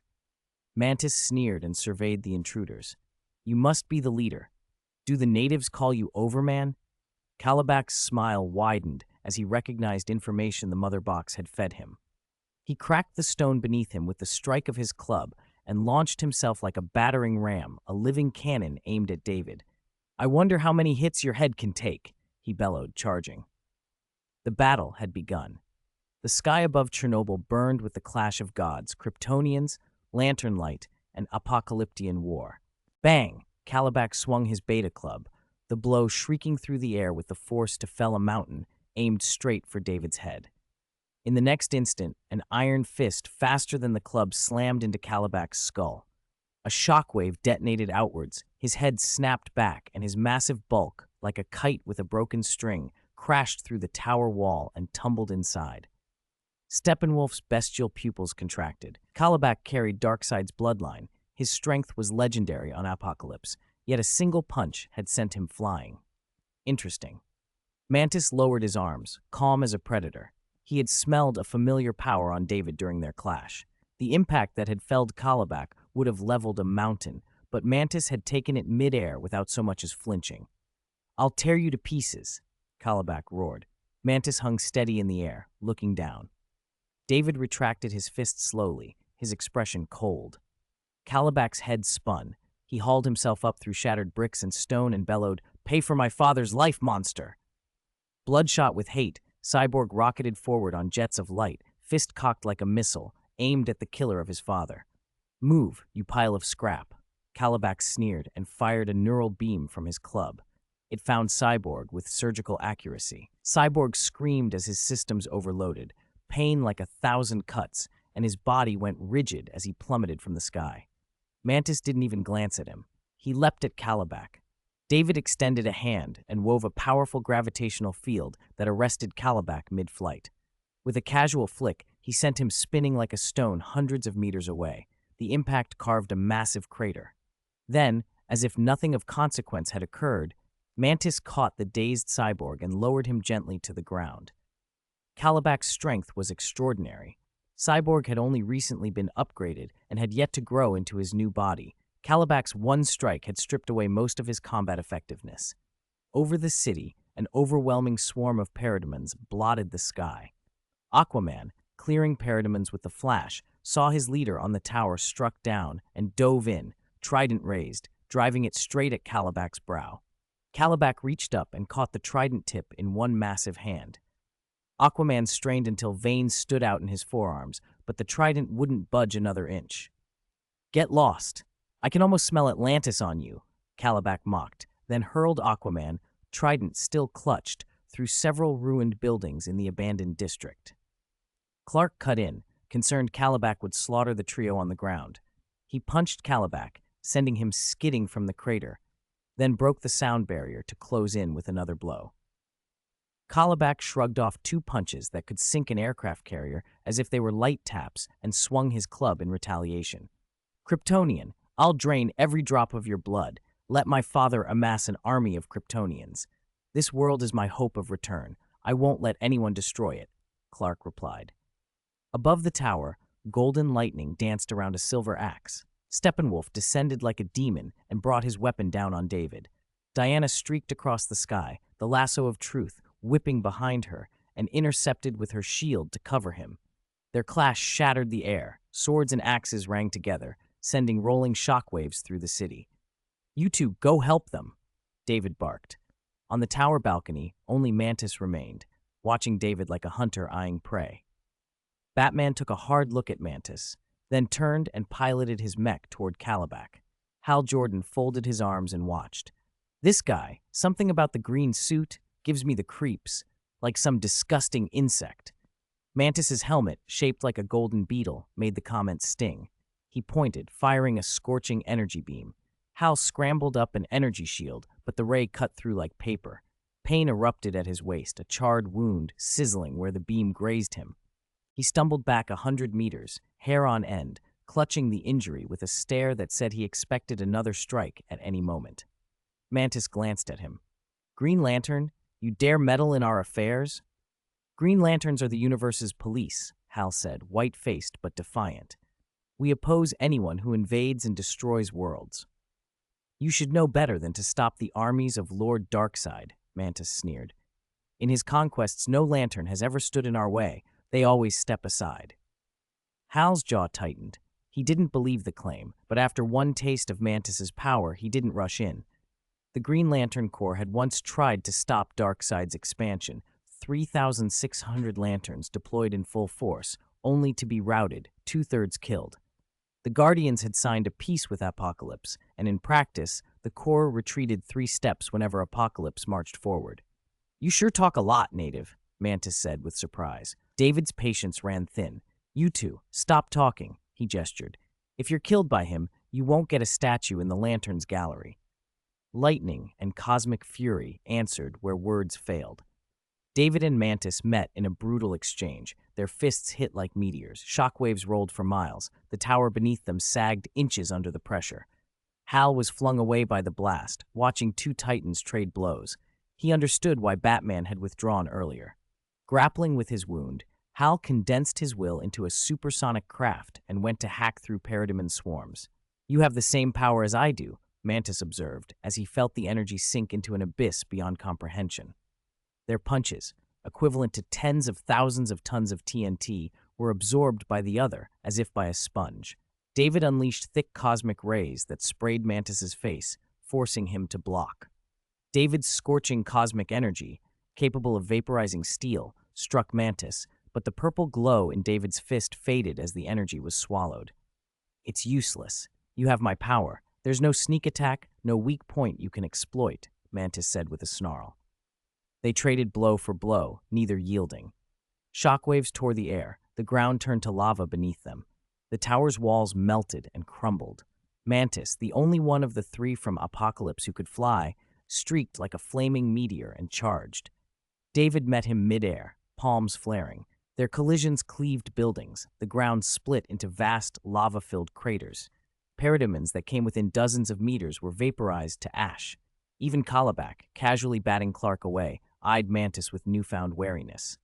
In rank, Mantis was under him, but in raw ability, this was the strongest warrior Apocalypse had, perhaps the strongest being on the planet. No one alive really knew his limits. He spent most of his time in a charging pod, sleeping and recharging like a vampire in a coffin. Only Darkseid knew how deadly Mantis could be. Now Mantis faced an enemy who could stand toe-to-toe. On the ground, Diana's God-Killer sword found an opening and sliced across Steppenwolf's silver armor in a shower of sparks. Diana blinked. She had never seen anything withstand the God-Killer's edge before. This universe is vast, this Steppenwolf taunted, swinging his axe down in a blow that drove Diana to one knee and shattered the earth beneath her. Diana lashed out, catching his leg with the lasso of truth and yanking hard. Steppenwolf stumbled. Diana followed up, sending him skyward with a shield strike. Hal, in the chaos, shaped his will into a giant baseball bat and swung, driving Steppenwolf into a ruined building with a roar. "I'll turn this world into scorched earth," he shouted. Steppenwolf spat blood, wiped his mouth, and charged back with a feral grin. "For the first time, I somewhat despise my own power," he muttered. His energy could have leveled mountains, but against these defenders it was being matched, neutralized. Mantis's face darkened. He finally understood the despair his old foes had felt, struck repeatedly by terrifying attacks that simply failed to kill. "You've made me feel irritation," he said, "after so long." David uncoiled, eyebrow lifted. If they continued to slam energy into each other to be absorbed and returned, the stalemate would never end. He had another route. Gravity ties into space-time. It's not kinetic energy, nor is it mere energy, he said, thinking the new method through. His control of gravity hadn't been precise enough before to crush Mantis outright, but as his template fusion climbed, a new approach had unlocked. Template fusion 62 cent. As a god, I'm more than just brute force. Taste this. Mantis narrowed his eyes. He raised his palm and summoned a tide of bone-splitting cold, an air so frigid it seemed to freeze planets. It swept through the sky. David dodged, but a swipe grazed him. A filament of cold raced up his arm and iced it numb to the shoulder. The blast struck distant buildings. Ice crawled over everything. The world plunged toward an instant ice age. Temperatures plunged toward absolute zero across dozens of miles. The abandoned city froze into sealed glass and snow. "Cold is not energy," Mantis said, voice like a blade. "You cannot absorb it." For the first time in their duel, he had broken the stalemate. Mantis had held back from this attack in the past, preferring searing energy, but now he unveiled his trump card. "Overman," he intoned, "your fate is sealed. You cannot beat death, nor can you beat me." The entire city froze in an instant. The terrifying cold threatened to kill anyone caught outside. "Help!" someone screamed. The Flash didn't dare stop. He ran in a blur, fists a white streak as he shredded parademons. If he ever disconnected from the Speed Force to rest, ordinary physics would take over and the freezing temperatures would kill him. "It's so cold," he cried as ice formed on his suit. Even Aquaman, Arthur, with his powerful physique, shivered and looked up. "Has nuclear winter arrived? Let me turn up the heat." Hal Jordan, wearing the lantern ring, noticed the others struggling. He molded green energy into a massive electric heater and poured a furnace of warmth into it, melting the ice and giving the Flash a pocket of survivable air to catch his breath. Clark caught the iron club Calabac had slammed down like a diving airliner and looked up. Diana and the others had been drawn by the same weather-changing assault, and they worried about David. "You should try this too," someone shouted. A numb, bone-seizing cold rippled over David. He glanced at his arm. A crust of frost formed, but then volcano-like heat erupted along his skin, vaporizing the ice. Some cells were already frozen and necrotic. He felt the numbness, but he moved his arm and aimed at Mantis. A colorless, invisible beam pried open the air, and a distortion shimmered like warped space. "Supergravity beam," David said. He raised a finger. Mantis flew backward as if struck by a supersonic train. A bloody crater opened in the beast's chest. The wound looked crushed rather than pierced, flesh and bone pulverized into paste. He sprayed blood across the sky, braced himself while clutching his shattered chest, and just as he tried to strike back, another brutal blow hit impossibly fast. "Your freezing power is terrifying," David said as the coin-sized beam slammed into Mantis, crushing bone like a cookie. "It could kill me." The creature screamed. His cold-imbued arm thudded uselessly to his side. Purple light burned in David's eyes as he stepped closer, gathering more power. "But you won't get another chance." Mantis had survived things like the Tsar Bomba when his freezing ability worked. Without it, he was a paper tiger. The second blast opened another bloody void in his body. David raised an eyebrow, surprised at the effectiveness of the attack despite not having fully mastered it. "I can't concentrate the beam perfectly yet, but killing you is relatively simple." Mantis's pupils narrowed into vertical slits, his face twisting into a feral snarl. "For Darkseid," he roared, releasing a wave of cold and charging back.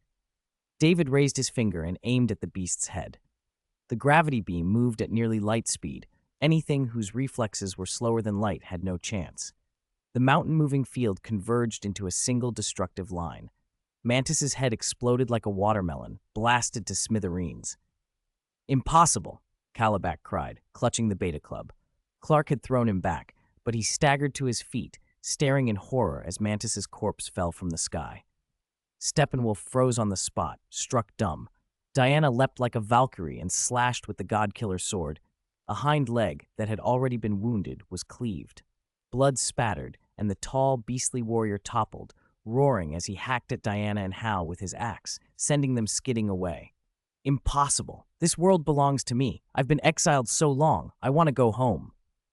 Steppenwolf howled, dragging an injured leg as he charged at David, who had just slaughtered the strongest. David glanced at him. A gravity field snapped into existence, gripping Steppenwolf's neck from a distance and lifting him off the ground. He hadn't been able to condense the field like this before, but now immense force tightened on Steppenwolf's throat, the pressure making his cervical vertebrae protest. David squeezed. Crack! The neck twisted at a grotesque angle. Steppenwolf went limp and was flung to the pavement. A corpse. 2 of the 3 high-ranking Apocalypse invaders were dead. All eyes swung to the last one, Calabac. He stared back, trembling. Despite his massive bulk and the Beta Club in his hands, a dawning panic creased his fierce face. I can cease the attack and leave this planet, he blurted. No wonder Darkseid doesn't like you, David replied coldly. You should have learned from Steppenwolf and Mantis. At least they didn't surrender until death. Kalibak flushed at the insult, fury crackling like thunder. How do you know that? I'm going to kill you. He hurled himself like a cannonball, club swinging. David raised a hand. The gravity field arrested him midair and shook his head. I want to see how your head is constructed. Another reason Darkseid dislikes you. Stupidity. Kalibak had already been caught by the field once and tossed aside. He hadn't learned. David reached out and from a distance seized the Godkiller sword from Diana's hand and manipulated it. Even without perfect focus on his supergravity beam, his power was overwhelming, but that kind of exertion sapped him. It was more efficient to finish Kalibak quickly. The Godkiller sword, capable of cutting matter to the subatomic, drove into Kalibak's chest. He looked down in disbelief and reached to pull it free. The sword tore across his heart like a guillotine, organs sprayed like a red geyser, and the massive body collapsed. Father, Kalibak gasped, reaching for something in the air as his breathing stopped. He lay still. Cyborg staggered up and wept with a broken, relieved sob. The monster who had killed his father was dead. It's over just like that? Hal Jordan said, stunned. He had fought Kalibak moments before. The energy constructs he'd formed were like glass against the giant. Batman and the others had also bled and strained. Yet David had killed the strongest of the three, and then finished the remaining two in under a minute. It felt like the battle barely needed them. David could have done it alone. In truth, Clark and Diana had taken most of Kalibak and Steppenwolf's attention earlier, softening them up so David could finish them. Hal had been busy clearing parademons and hadn't seen the extent of the others' efforts. With the invaders dealt with, Clark flew up at maximum speed with the Flash to clear the remaining parademons. The Mother Box, abandoned when its master had fallen, clattered to the ground and went dormant. The sky cleared. Dawn came. The brilliant morning sun pierced the clouds and burned away the ice and haze. The heroes stood amid the ruined city and its scarred streets, watching the sunrise. Hal, the Flash, Cyborg, and the others felt the raw relief of having survived a catastrophe that had nearly extinguished their day. A few years ago, people argued about whether aliens existed, Batman said, looking at the destruction. Now invasions are happening one after another. We might need a team to protect this world. I remember you said this guy was the son of a cosmic tyrant, someone said, pointing at Kalibak's corpse. His least favorite son, apparently. David nodded. Killing Kalibak didn't end the threat. The real crisis was still brewing. If not for his nominal son, Darkseid would come himself for Earth's anti-life equation and the world engine. There was still a huge gap between David's strength and Darkseid's, and the knowledge of that gap left an uncommonly urgent feeling in his chest. But he didn't regret what he'd done. The Mother Box had already signaled apocalypse the moment it lost Kryptonian protection. A team, Hal joked weakly. What, like the Power Rangers? Barry Allen laughed to diffuse the tension. If we don't want the whole world to become a wasteland, this is necessary. When the planet beneath our feet is destroyed, we won't have anywhere to run. Batman had been angling for just such an idea. I fear you won't join us unless we say it's essential, he said, glancing at David. Diana stepped forward. Protecting humanity is my duty. Cyborg was silent, looking at his metal limbs. He couldn't go back to his old life. Being part of something like this would make him less alone. Hal rolled his eyes when momentum built. What should we call ourselves? The Super 8? That's a cliché, the Flash snorted. He remembered something and shot a nervous look at Superman. Ah, Superman, I wasn't talking about you. We'll pick a name later. What matters is having a code name, Batman said, watching Clark smile calmly. He knew Clark would join. He then looked at David. Do you plan to join this team, Overman? Form a team, travel to stop world-threatening crises, protect Earth? David leaned back. I'm not very interested. Hal's face fell. Overman had been the strongest that day. Without him, they might not have held. David's absence would weaken them badly. Batman frowned. Clark began to counsel. David's tone softened. I can consider being a nominal member. After the Brainiac incident, humanity's gratitude had given him a surplus of emotional points. He still wasn't keen on wandering the planet for small-time crimes, but when the world was threatened, he would act. He could be a nominal member of whatever Justice League they formed. The others visibly brightened. This is a day of great significance in human history, the Secretary General of the United Nations intoned a few days later, standing at a podium on the sunny lawn of the UN Plaza. Satellite footage of the battle, David and the others fighting the Apocalypse invaders, played on the large screens. The crowd surged and cheered the heroes who had saved the world. Every era has its heroes who guide the people, the Secretary General continued, his voice resonant. A few of the heroes in armored suits muttered among themselves. Hal Jordan winked. Only half of the 8 people who saved the world are here. Body-strengthening fist 1. Chen Xuan practiced the body-strengthening fist once, and a text prompt popped before his eyes.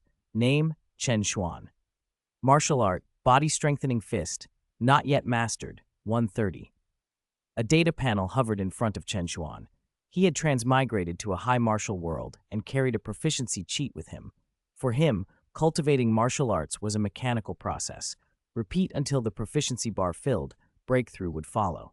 Watching other martial artists train day and night, yet remain stuck at a bottleneck, Chen Xuan's expression was calm. In this day and age, are there still bottlenecks in cultivation? He muttered, and went back to his practice. 152. Ask for leave. Grandpa Zishu is celebrating his birthday. His cancer is already advanced, and I don't know if I'll have the chance to celebrate with him again next year. I'm taking a day off, so the midnight update will be postponed until tomorrow morning. Diana explained that she is an Amazon princess and that humans are not qualified to bestow honors upon her, so she doesn't plan to come, Clark said, answering Hal Jordan's question. That's true, Barry. Still more used to small-time heroics in Central City than to international publicity, murmured. She did introduce herself as being several thousand years old. Nations are tiny things on that scale.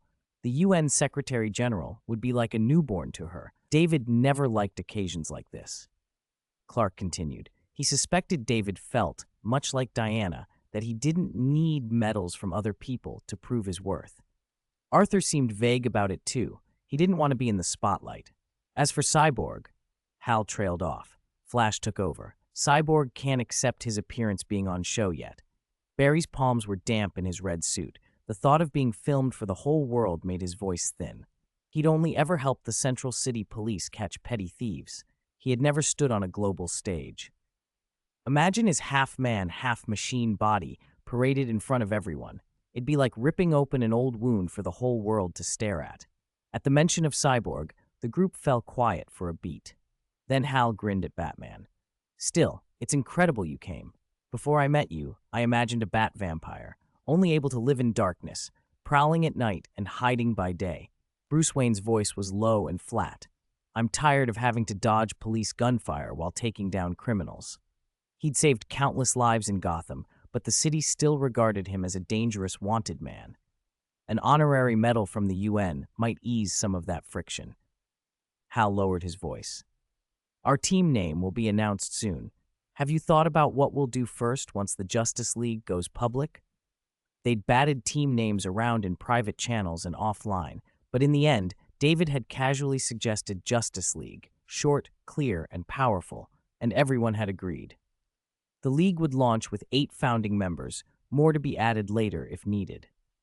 David claimed he only wanted to be a nominal member, but no one would list the person who'd saved the world multiple times, the strongest among them, as merely ceremonial.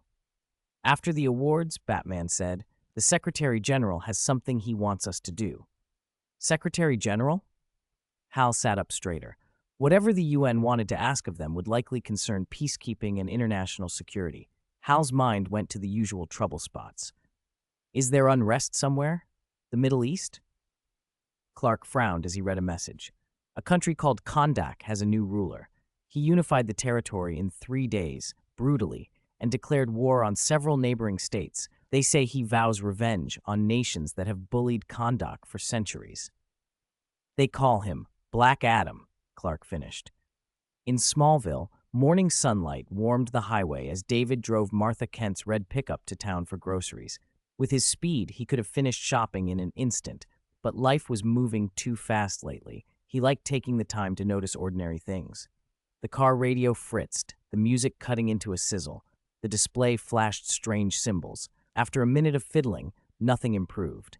David sat up, eyebrow raised. A force descended and wrapped around him.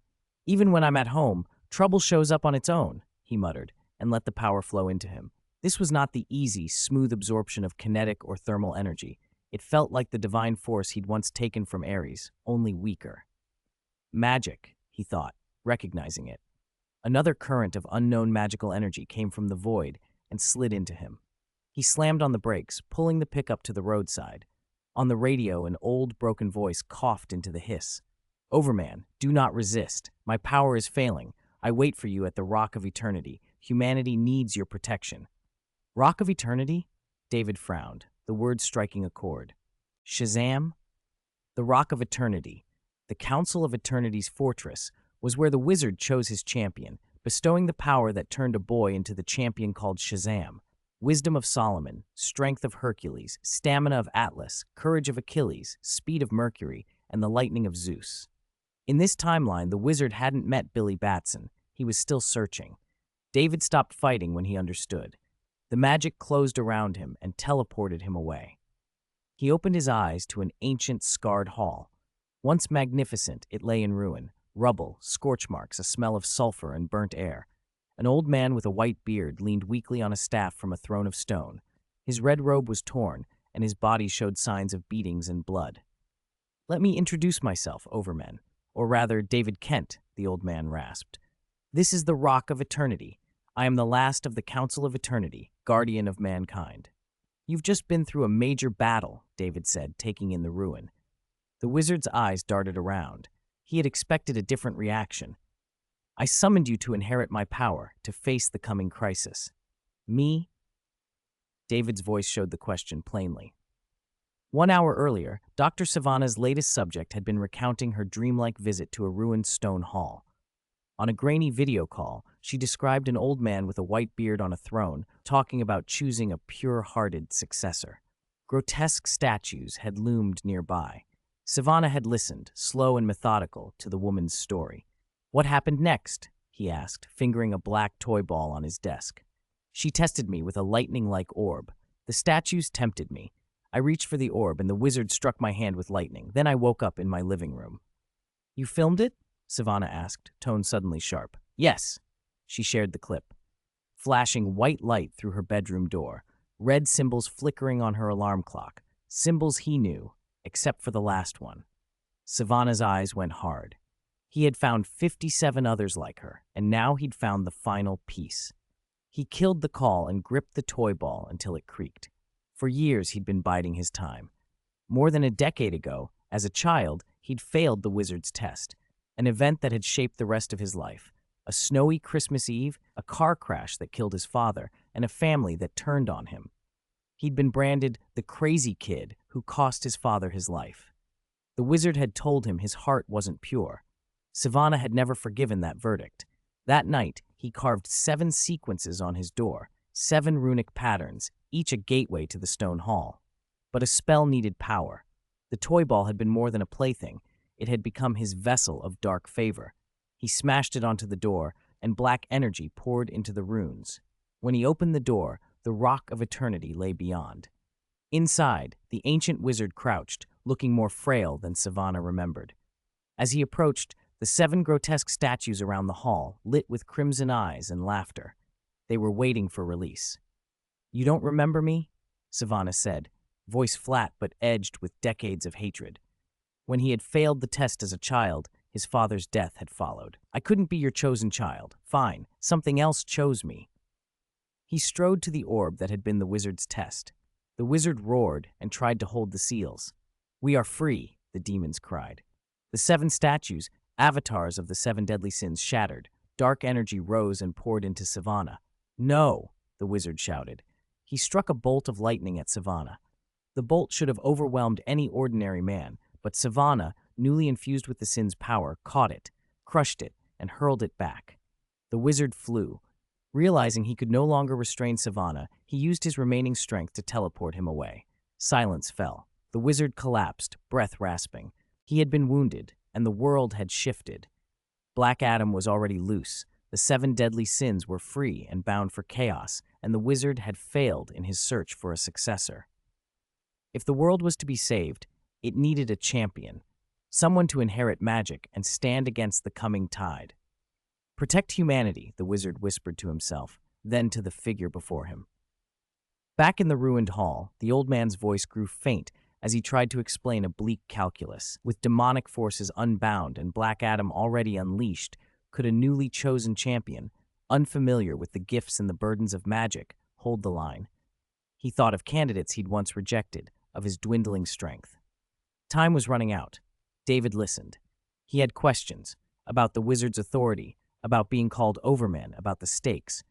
But the hall smelled of ozone and burnt stone, and the wizard's urgency was plain. If the Rock of Eternity itself had been ransacked, the threat was not remote.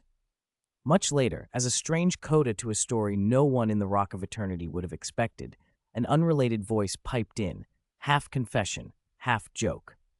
Years from now, or perhaps in another telling, someone would claim that when evil spirits rose and an apocalypse knocked on the door, they did not awaken as the world's mightiest savior, but as a food blogger with a bizarre system. Not a weapon list, but recipes. Demonic parts became ingredients. Dark, evil red roach foreleg, the notification might read, destructive power, tears tanks apart. Eating level 1 delicacy. Preparation, steam for 24 hours, serve with Hunan chili sauce. By the time evil spirits were nearly extinct in Yan country, fans called this person a savior. He would insist he was only a food blogger, that he'd never meant to be more. The world's stories had a way of turning survival into legend, and of recasting monsters as the strangest kind of ingredients. The wizard had lived for thousands of years. His body was rotting. It could no longer sustain the Shazam force. He had to find a successor to inherit that power and continue protecting humanity before his life ran out.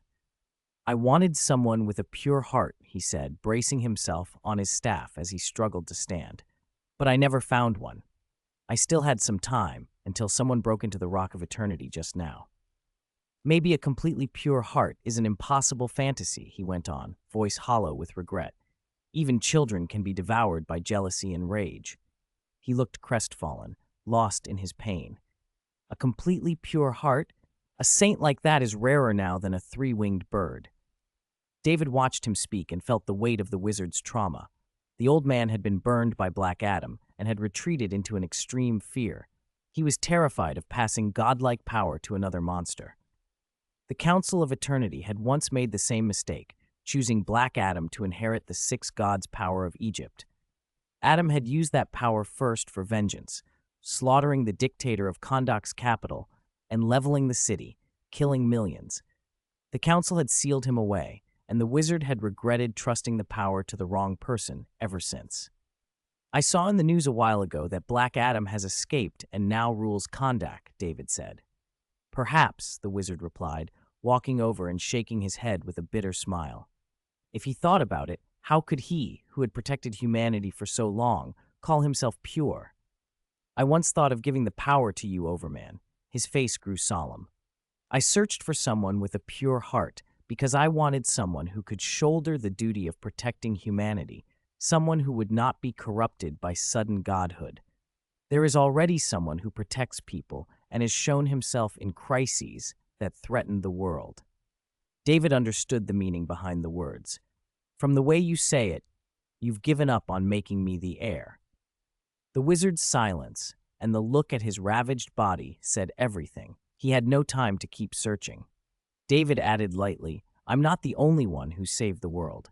He didn't seem particularly impressed by the wizard's magic. "If you want someone with a pure heart, there's someone who practically spends his days flying around cities putting out fires." He was talking about Clark. In terms of a pure heart, Clark isn't a saint, but few people on Earth are as selfless as he is, willing to protect strangers, to stand in harm's way, even to die for others. "He's not one of us," the wizard said, shaking his head. His reasoning was simple and absolute. Protecting humanity meant protecting Earthlings. Aliens didn't count. He wouldn't entrust the Shazam force to an alien, no matter how noble that alien seemed. He couldn't risk it. Clark's zeal and bravery didn't matter to the Council, which only intervened in existential crises that truly threatened humanity. The wizard could not take another chance. David raised an eyebrow. This ancient guardian was, in his way, a xenophobe. My body has no more time, Overman. He raised his hand to stop further argument, tightened his grip on the staff. David's calm and lack of ambition only steeled the old man's decision. He'd seen so many fall to power and so few remain uncorrupted. The world is in peril. If you doubt this power, find another upright heart to pass it to later, the wizard urged, voice suddenly pleading. David hesitated, then slowly set his hand on the staff. Many would have been suspicious. Why was the wizard so desperate? Was there a trap? But David knew the Shazam Force had no simple backdoors. Black Adam had been a slave who rose to be the strongest mortal. He'd betrayed the Council, and the wizard could not simply take the power back. Only a collective effort had sealed Adam. The same unassailable nature had held when the power was given to Billy Batson. Faced with such an absolute gift, there was no neat mechanism for revocation. Shazam! David said. Lightning split the hall. It struck him, and a red battle suit wrapped his body. The golden lightning bolt on his chest flared, his white cape snapped out behind him. His face aged a few years. Now he looked like a man in his mid-20s, more mature and godlike. Divine power filled him. He raised his palm, and divine lightning crackled between his fingers, able to slice through anything. His strength more than doubled. Around them, dust hung suspended. Time in the hall seemed to slow, and the speed of his thoughts exploded. He felt himself move with the swiftness of lightning. "All right, you now have the Shazam Force," the wizard said, collapsing weakly back onto the stone throne. "Compared to the last person I chose, you are different in many ways. While I still have time, I need to tell you the last things. After all, we have the same blood flowing in our veins." Outside, cold wind howled through shattered skyscraper windows. In a luxury soundproofed conference room, ash covered the floor. Sivana hovered at the window ledge, looking down at a mangled corpse, his brother, the man who had inherited their family enterprise. Moments ago, Sivana had done the thing he'd always wanted. To prove he wasn't mad, he had thrown his own brother from the 46th floor. Compared with the others he had electrocuted into ash, he'd been merciful in leaving a body. "At least there's a body," he muttered with a cold sneer. Sirens screamed from distant streets. Most perpetrators would have fled at the sound. Sivana simply hung in the night air, a long-nurtured resentment and madness flickering in his eyes. He had tasted power, and nothing could stop him now. He wanted to show all who had ever mocked him what he was capable of. He fired a bolt of lightning that streaked for hundreds of meters. A police car rounding a corner exploded. Metal shrapnel rained down and glass shattered in a wave. Screams filled the street. "Oh God, help! Is this a terrorist attack? Someone shot me. My stomach, help! I think I saw lightning." Sivana watched the chaos with a cruel, ecstatic expression. He was as powerful as a god. "Superman? Overman," he muttered. In this world, only two heroes might threaten him. One usually only appeared in Metropolis, and this was Fawcett City. The other only showed up during world-ending events. Superman was a maybe, and he had read enough to know Overman and Superman were close. When Overman showed up, it tended to be at moments when Superman was in danger. A puff of smoke appeared on Sivana's shoulder. Out of it swam several hideous demon heads, their eyes glowing a dangerous crimson. "Just now we sensed the wizard found his successor," snarled Envy, a demon with pointed ears and ram's horns. "You must finish him before he masters that power. He might not have left the Rock of Eternity yet. If we hurry, you can kill him and force the wizard to watch," Greed said, tongue long and lascivious. The other demons' faces shone with murderous joy. Even Sloth, who normally dared nothing, showed excitement at the thought of killing the successor the wizard had so laboriously protected for thousands of years. Sivana's glee dimmed when a new thought struck him. Then anger replaced it. No result, and then, right before his death, the wizard finds someone pure. His voice was a knife. Let's see who he chose. Back in the hall, the wizard's breath came shallow and thin. "First," he rasped, "the 7 deadly sins and other demons I sealed have escaped. You must either destroy them or capture them and return them to the Rock of Eternity." He coughed, then continued. The old seals were failing. After the 7 deadly sins had gone, other demons took advantage of the wizard's weakening to break free. There was a fellow in Kondak who could take on a demonic form. Rumors say he was aligned with 6 Hell Kings. David looked up, interest pricking. Are the 7 deadly sins related to the 6 Hell Kings? Which is stronger, the combined power of the 7 deadly sins or that Kondak man? The wizard's face darkened. There has been more than one demon king, as Satan has been served by many. The 7 deadly sins were once 7 demon kings of that age, beasts the council defeated. Acton's descendant, through a magical crown, made pacts with later demon kings. That means Savannah, possessed by the 7 deadly sins, should be stronger than Shabak, David reasoned. The wizard nodded. And Black Adam, he was the last chosen guardian when the council still acted. He used the power selfishly and brought disaster. He has broken free of our seals. You will have to deal with him as well. David, freshly endowed and already aware of the dangers, nodded. In short, you've given me the 6 gods' power and the responsibility to protect humanity. Don't fail with this power. One more thing, the wizard said. Your body may not be able to accept this power forever. Eventually your flesh may reject it, perhaps in 10 years, perhaps a little longer. When that time comes, pass it on. For a moment after he said it, the wizard's color improved as if the words had given him strength. Then the old exhaustion returned. David paused. My body? I don't know if you've been told, the wizard said slowly. Divine blood flows in your veins. You are a descendant of a god. David stared. Me? A descendant of a god? The thought startled him. He tried to place it in the context of his parents, Jonathan and Martha. Then another thought surfaced, an odd, instinctive association from the template system now woven through his physiology. Thanos. The template had given him perfect Thanos-like traits.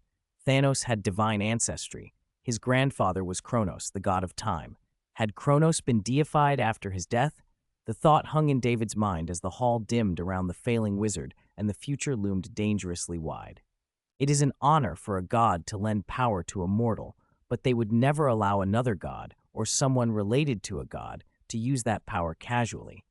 The wizard had felt it earlier, and that was why he had given up trying to pass the 6 gods' power to David.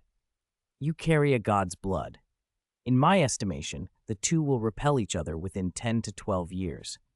Like 2 fierce beasts kept in adjacent cages, they may live side by side for a while, but sooner or later, the cages will be opened. David said nothing, only watched him with quiet thought. Thanos was the grandson of Kronos, the god of time. Kronos had once been the Eternals' leader. His body had been destroyed in a massive experiment, and his soul had merged with the laws of the universe to become the abstract god of time. Thanos' father, Alars, had been born before that and shouldn't have been involved, but the cataclysm that birthed Kronos' new form had given other surviving Eternals strange, godlike powers as well. Could their rules have fused, becoming something divine? David did not linger on the question. The Eternals were many things, and much of what humans call Greek mythology in that universe had been their work. Calling them gods was not a stretch. The wizard's 10 years already felt long to David. At this rate of template fusion, in 10 years, I probably won't need the 6 gods' power to keep getting stronger. Good, I'm going into eternal slumber. Finally, I can rest. The wizard prepared to stop straining against his body, bruised and breaking under the weight of the 6 gods' power, and let it simply dissipate. David did not react. He knew the wizard wouldn't truly die. He would be released from 1,000 years of waiting and searching. After a time, his soul would become a powerful spirit, no longer easily tied to the mortal world, free to move between dimensions, and the heavy burden of protecting humanity would fall to the new guardian. In a way, the wizard owed David a debt. David did not need the 6 gods' power as desperately as the wizard had, and there had been no one else to take the weight for a while. A doorway opened in the rock of eternity with a hiss. Savannah returned, the knot in his robes replaced by a fur-collared jacket and sunglasses, striding into the nexus of magic like he owned the place. "Is this the guardian you chose, wizard?" he mocked. He removed his sunglasses, sized David up at the throne, and then cast a sneer at the wizard. The wizard's face was already cracking like clay. Savannah glared at the man who had let loose the 7 deadly sins and other demons. You You actually dare come back. A pure heart? Savannah scoffed. What were you before the wizard chose you? A missionary in a desert, a llama in the snows, a mountain hermit who can't count to 3. He didn't believe in purity. Did you release the 7 deadly sins? David watched him without surprise. The public image of Overman was shrouded in mysterious purple light, so those who had only ever seen that avatar wouldn't recognize David's true face. Savannah, who had seen David's face yet did not connect it to Overman, resisted that recognition. Wizard, watch how the guardian you chose dies by my hand. He laughed and drew lightning into his hands, unleashing it at David. The wizard on the throne watched with an odd expression. Savannah's strike should have mattered. His power was similar to the 6 gods' power, but the bolt met David and fizzled as though it had struck an endless sea. The lightning that could melt steel didn't even make a ripple. Huh? Savannah's grin froze. Before he could react, David raised a hand and released lightning of his own. A thick, blinding bolt, as solid and bright as a water barrel, lit the hall and slammed into Savannah, blasting him backward. He flew dozens of meters, smoke rising from his burned body. Savannah clutched his scorched chest, face contorted. You said he wasn't familiar with his power. He had barely been injured, and yet he'd just taken a strike like that. If David had been fully mastered in his new gift, he might have been killed with a single gesture. The 7 deadly sins' power rivaled the 6 gods' power. But were these demons bluffing? This mortal isn't right, Pride hissed, condensing from the smoke on Savannah's shoulder and addressing what it thought was a serious threat. Lightning danced obediently at David's command. He had only just gained the 6 gods' power, but his ability to manipulate energy needed little familiarization. Even absent that power, he would not be an easy opponent. Destroy him! Wrath roared. Savannah bellowed and hurled a torrent of lightning, nearly solid plasma, toward David.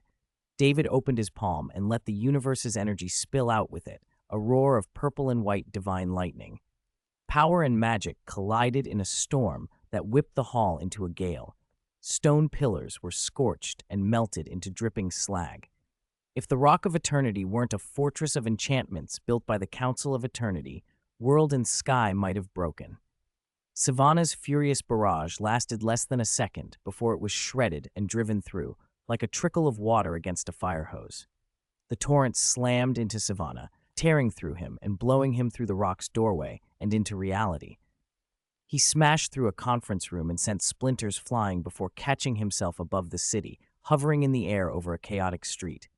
Looking back through the doorway, through the space where purple light seeped out, Savannah's face went pale. The purple glow triggered recognition, memories of a figure he had feared. Overman, he gasped. Indeed, the wizard whispered from the throne, weak but relieved. If he had not chosen David, the new guardian would have died before even learning his own power. He nodded. Calmly, his body crumbled into a wisp of ash and faded from the throne. David left the Rock of Eternity at his own pace and stepped into reality. The fortress existed in its own dimension, and whoever held the 6 gods' power could control passage in and out. Crowds on the street looked up and began to shout as they recognized the figure in the sky. Overman! Oh my God! Overman's in Fawcett City! Is the world under attack? What's happening? Savannah's voice shook. He wanted to flee. He's just a mortal. Kill him! Lust shrieked from within him, eager. The 7 deadly sins urged him on, but fear had flooded them when they'd felt David's power. No, he's not an ordinary mortal, Savannah snarled, firing another bolt to slow David, and then trying to break away like a meteor streaking across the sky. David ignored the bolt, stepped forward and extended his palm. His voice cut through the high air and reached Savannah clearly. A gravitational field seized Savannah like mud swallowing a swordfish. His speed collapsed. If I'd known it was you, I'd never have come back, he croaked. Purple energy and a collapsing field, proof enough that this was Overman. Savannah's bravado crumpled into terror. Let me go. I swear I won't interfere again. Savannah had expected the wizard to choose a pliant young pawn, someone he could manipulate. Discovering it was Overman instead, he regretted every step that had led him back into the Rock of Eternity. Too bad you saw my face, David said coldly. I can't allow you to live in this world anymore. Your secret must die with you. The only permanent way to keep a secret was death. David closed the distance and punched Sivana in the head. The shockwave exploded outward like a missile detonating. Sivana felt as if a nuclear blast had gone off against his skull. Pain and the sound of bones cracking filled him. He was flung backward through the air, unconsciously out of control. As he tumbled, a massive demon burst from his body and seized David's next strike between its hands. "Don't even try, mortal. He is our vessel." Wrath bellowed, erupting in lava-like radiance, a towering volcanic force, world-shattering in appearance. David swung his arm and sent Wrath flying like a rag doll. He continued the pursuit. Each of the 7 deadly sins poured themselves into Sivana's body as he became the host. Pride, sloth, greed, lust, envy, wrath, and pride again, but they were no match. Pride reappeared, clothed in crackling lightning, and was felled by a single strike. Sloth, greed, lust, one after another they were swept aside. Only wrath and pride had shown a flash of menace. The rest were like children being tossed by an adult. The 6 gods' power proved superior to the 7 deadly sins' power. Coupled with David's own strength, he was more than twice as strong as Sivana had been. Soon only envy, the weakest and most cowardly, sought to emerge. Before it could fully form, David's hand closed on Sivana's neck like an iron pincer, and a blinding, holy lightning detonated through him. Protected only by envy, Sivana was torn apart and reduced to ash in that divine storm, screaming, "No, don't make me a statue again for 5,000 years." Pride howled, and the other demons scattered in panic, their smoky forms weak without a host. The lightning orb David plucked from the air now sucked the demons' dissipated forms back into itself like a powerful hood. David lifted the orb and turned it over in his palm. The wizard's most urgent problem had been solved, and it hadn't even taken him half a day. If only he'd come back on his own sooner, David muttered, watching Sivana's ashes drift away. Well, that monster is dealt with. Long live Overman, the crowd cheered from below. Police and citizens applauded him. Sivana had previously blown up a patrol car and killed and injured many, and his end at David's hands felt like justice. David didn't wait for thanks. He had things to do. "Send the 7 deadly sins back to the Rock of Eternity," he said softly to no one in particular. "Then I'll go buy groceries." He had not forgotten the mundane task he'd been interrupted from. His mother, Martha, was waiting for dishcloths. He stepped into full stride, but a giant screen in the city square caught his attention. An international news flash had taken over, showing the Justice League in hot water. "The Justice League's first coordinated mission appears to have hit trouble," the anchor said. After halting a war between Kahndaq's army and several neighboring countries, the League went to Kahndaq's ancient royal palace, seeking to negotiate with Black Adam. A massive battle broke out. The League is reported to be at a disadvantage. On the screen, lightning arced from the palace as Clark was struck and thrown, face twisted in pain. A man in black armor with a fierce countenance, Black Adam, was lifting Hal Jordan and Flash in each hand, hurling them like discarded items. Diana, Batman, and Aquaman looked grim beneath him, facing an opponent who ruled his country and would not be told what to do. "Superman," Black Adam taunted on the live feed, voice contemptuous. "I've heard your names since I broke the seal. Justice League? Such a neat little team. But where is Overman? This is my country."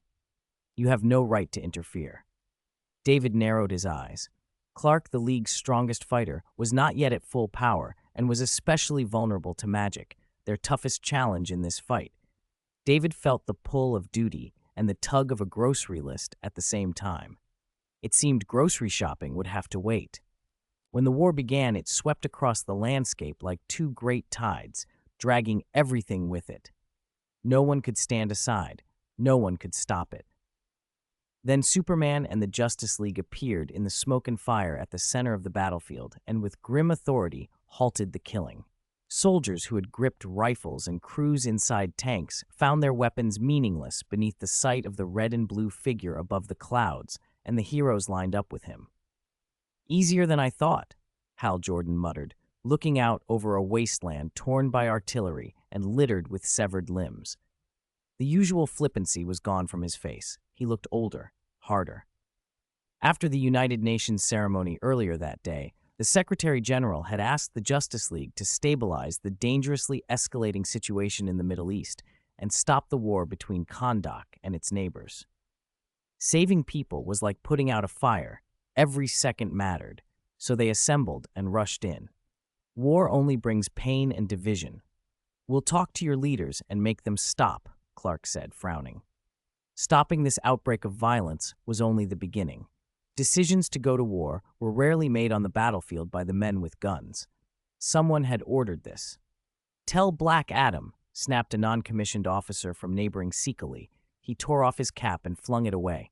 His brother, who had trained with him, was dead. His voice unleashed the raw grief and anger of the front line. Calm down, Batman barked from inside the Fenrir armor, arms raised to keep the soldiers from lunging. War was an untamed beast. Sometimes the only way to stop it was with superior force, but that was a last resort.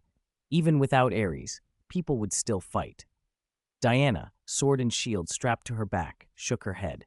Then we'll ask Black Adam why he started it. Flash clenched his fists. Everyone's eyes turned toward Kondak's royal palace. Black Adam sat on his cold throne, memory drifting back 1,000 years. He had once been a slave under the pharaohs. His wife and children were slaughtered by the king's men. When he took the power of the gods, rage had made that power erupt. He destroyed palaces and capitals and left countless dead. The Council of Eternity sealed him away. In the 1,000 years since, Kondak had been carved up and pillaged, its territory lost again and again. Bands of mercenaries and warlords had turned his homeland into chaos. He had been unsealed by grave robbers digging tombs for war money, and when he returned, everything had changed. I owe this country, he told the empty air. Outside the open-air palace, he looked up at the giant statue his people had raised for him and saw himself, a symbol of resistance and justice. He would save his people from chaos and restore Kondak's former glory. He would do what a hero must. Dictator, if you don't stop the war, you'll die on your ridiculous throne, an angry voice cut through his reverie. A massive green hand of energy ripped open the palace dome like a can. Green Lantern had arrived. Batman had come to negotiate first. Green Lantern's intrusion and words were extreme. We intended to talk first, he warned, but Hal snapped back, voice taut with anger. Compared to this man declaring war on several countries, am I the extreme one? Millions are living in terror because of him. Clark knew Batman's point. The League had only recently gained international trust, and they had to act within the rules to keep that trust. Hal fell silent and let Batman and Superman keep the lead. Before Batman could say more, the marble-faced Black Adam vanished from his throne. In a flash of lightning, he reappeared before the Fenrir armor and struck. The impact blasted armor into the sky and turned the dome into a storm of debris. Diana's pupils narrowed as she braced on a pillar, her lasso coiled. His speed, did you see that? I did, Clark said, surprised and tense. But he was a step faster than me. Flash, who had sprinted up the palace wall to the dome, watched, shocked. He's flying, and he's fast. Be careful, Batman warned from the sky, reading diagnostics off his suits. The lightning in that one strike could power a city for decades. Black Adam hovered, lightning crawling over his black, majestic battle gear. He looked down at them with contempt. Who gave you the right to storm my palace and lecture me as if I didn't exist? Black Adam, we're not here to fight, Clark said, flying up to stand between him and the others, restraining himself. You've made the situation unstable. You ordered your forces to invade neighboring countries. If you think might makes you exempt from consequences, you're wrong. They had seen what he could do. Kondak had been taken inside 3 days, but even this did not convey the full measure of him. The speed and electrical force Black Adam had shown were unlike anything they had faced. Lightning hissed as Black Adam lashed out. Clark blocked, and they traded a flurry of blows. Each of Black Adam's punches carried raw lightning that made Clark's body tingle and sluggish. One shot cracked into Clark's jaw and sent him hurtling into the clouds. Superman. Flash and Green Lantern shouted and attacked from opposite sides. Flash leapt with a burst of speed. Green Lantern slammed into Black Adam as a missile of solid energy. Black Adam caught Flash with one hand. The speedster's strike barely made him flinch. He crushed Jon Stewart's green constructs with a single grip, grabbed him by the throat, and then casually tossed both heroes away like toys. Clark recovered and caught Flash, glaring. So you won't stop the war? Since I was freed, I've been hearing your names, Justice League, Black Adam sneered. You're all here. Where is Overman? His tone held scorn. This is my country. You have no right to interfere. People didn't even know you existed half a month ago, Aquaman, Arthur, roared, flinging his trident. Black Adam grasped the shaft, released lightning into it, and met the Atlanteans' energy attacks with brutal power. Arthur's trident, ancient but Atlantean tech at root, pushed back hard against the lightning, and Arthur screamed as electricity coursed through him. Cyborg grabbed the falling Arthur, transformed his arm into a sonic cannon, and fired. The blast struck Black Adam, and he only shifted his stance. A lightning strike rippled across his chest and sent Victor hurtling down. Damn it. This electrical interference is messing with my systems, Cyborg grated, systems telemetry flashing. Diana leapt, sword flashing. At first, Black Adam paid her no mind, but the nearly silent sweep of her god-killer sword told him otherwise. She could strike with a speed and precision that made him wary. He dodged instinctively and still took a nick on the face. You actually wounded me, he said, touching the blood. His body, chosen by the wizard, had not been pierced in ages. You carry the aura of a god, your lasso, your sword. There is something familiar about you. Diana drew her shield and took a ready stance, sword in hand. Who are you? She demanded. I was chosen to protect this world once. Then I was betrayed and sealed. Now I have returned, Black Adam said from above, spreading his arms. The moment I came back, I swore to restore my country's glory. Clark advanced. Your idea of restoring glory is to throw everyone into war? He struck, and the League surged in. Batman, Diana, Cyborg, Arthur, Flash, united. Lightning and energy filled the air. Black Adam bore the powers of the Egyptian gods, Shu's endurance, Horus's speed, Amon's strength, Aton Ra's divine power, and Mayhem's courage, gifts that made him formidable in every respect. Lower-tier members, Green Lantern, Cyborg, Arthur, couldn't match him and were quickly flung aside. Flash ran rings around him, a blur of motion faster than Black Adam most times, but when Adam spread a curtain of lightning over the palace, nowhere remained to dodge. The lightning would have burned any human to ash. It could only be survived by the Speed Force. Even then, Flash came away blackened, trembling, his skin smoked and useless for a moment. In the end, 3 of them remained battling. Batman's Fenrir armor absorbed and resisted the lightning, but the suit was slow and too exposed. Black Adam swatted it like an insect, blasting the armor into the sky. Diana's Godkiller had cut him, and he judged her strength not far beneath his own, but her speed couldn't match his. He punched her, and she flew. He had been stung when she used her bracelets of submission to absorb his lightning and strike back. That encounter left him wary, but not broken. Diana coughed blood, wounded, but still defiant. Clark's fists came down like meteors. You're as powerful as the rumors say, Black Adam admitted as they collided. The shockwave reduced the palace to a ruin. He was knocked back, but fired twin bolts of lightning from his eyes that snapped Clark's head back. But divine lightning is your weakness, Black Adam realized aloud.